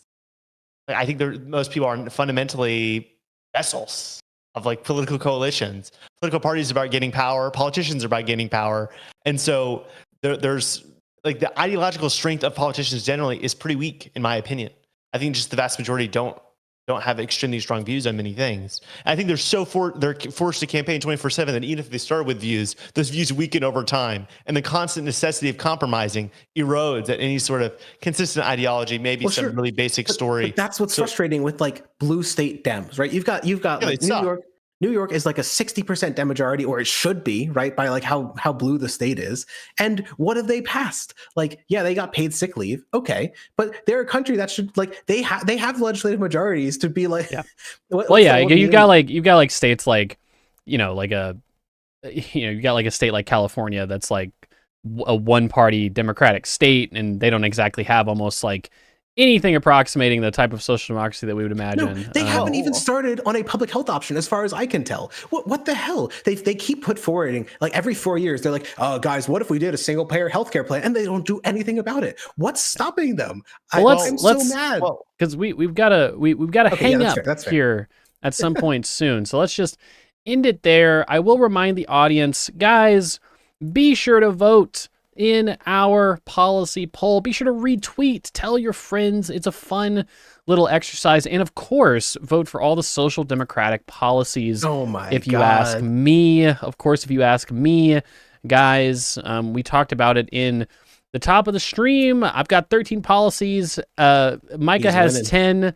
SDL is down to 9. Okay, so like, be sure again. Now, really quick, so because socialism Here's did how beat socialized dog breeding can still win. Socialism If did Mike beat Pence has the liberalism, courage. though. To be fair, Sorry, please go ahead, Econo Boy. by 6-4, socialism did beat liberalism in the first round. Mikey, you've got to keep that in mind. It was really this guy, social democracy, that defeated socialism in the first round.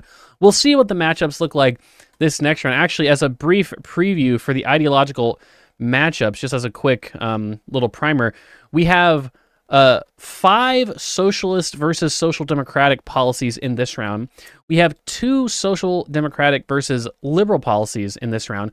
We don't have any socialist versus liberal policies in the round of 32, just because of how the bracket shook up. And so I am fighting a war on 2 fronts in this It's round actually of 32. funny how many same ideology pairs there are. Like, it's way above what you'd expect by chance. It just happened to be the case that for our, for instance, for our public health stuff, it just happened to be the case that, like, they greatly preferred liberal and social democratic policies. It just happened to be the case that for housing, they preferred liberal policies. It happened to be the case that for part of our welfare section, they just greatly preferred socialist policies, right? So it's just because of clumping, right? Like, I thought about criminal justice and I wrote a couple of things and they're all clumped together. I thought about housing. There's a couple of things. I wrote them all together. And then y'all thought about like social spending and stuff, which I didn't talk very much about. Our filthy socialist minds thinking about social spending naturally.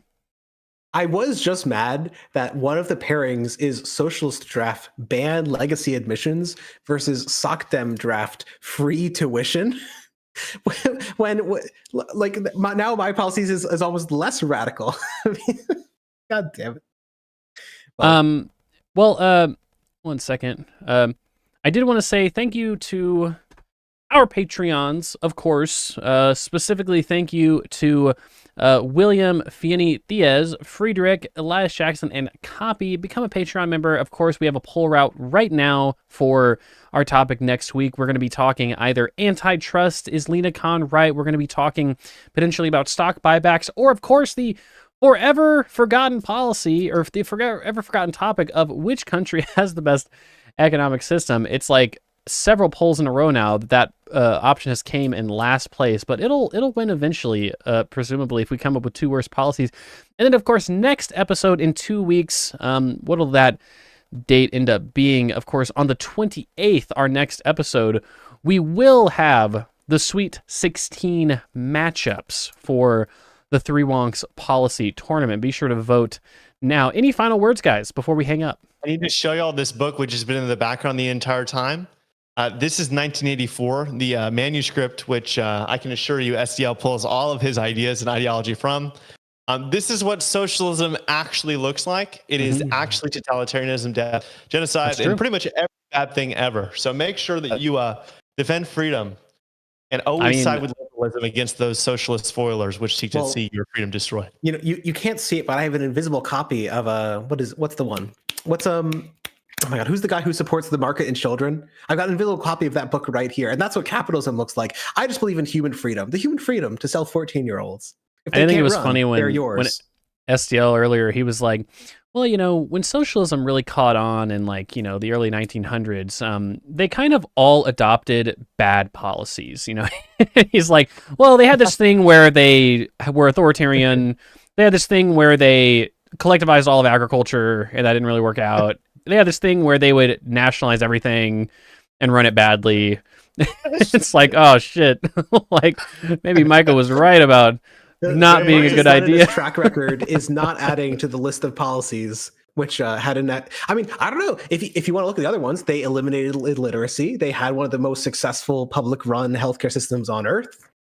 Maybe we should just Listen, be good at reducing their population very efficiently. You want to hear about a socialist government that did a lot of good things? Attlee government from the UK, baby. All right, best socialist there is, Clement Attlee. Actually, you know, if I can do one last thing before we're hanging up, one of the ideas that I brought up was epistocracy, and this can be either a sort of extreme view that like only the educated should be able to run, only the like well-knowing should be able to run. I don't think that that's either feasible or necessarily desirable, because I think that would be like a very biased subsection of the population, which would have its own interests. But I would be interested sort of in, we keep getting close to this idea with like lobbying reform and like big congressional staffs and so on, that we think we want to increase the amount and closeness to knowledge of those who are in power. And I would be interested in something like an episode on what policies seem to do that, if any.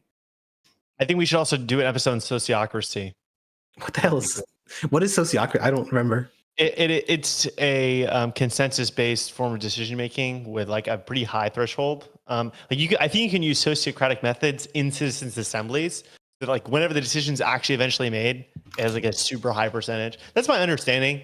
But I think the high threshold idea I had was very good if you're doing it with the citizens' assemblies. We should also make a litocracy video, because I don't think a lot of our viewers understand that real democracy is when you randomly select people from the street and give them power, not politicians. Well, we'll definitely, we've got a lot of, look, we're spoiled for choice with regards to, what we want to do in our subsequent episodes. I think an ideological episode, we just have to pick which model to analyze. Like you guys said, what should be the first model that we analyze?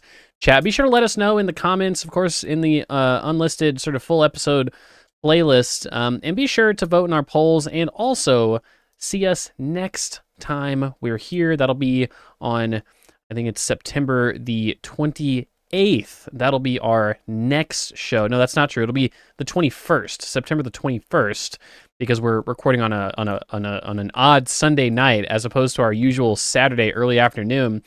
But guys, thanks for tuning in, and of course, be sure to check us out on September the 21st. Vote in our polls, and have a good rest of your couple weeks until we see each other again.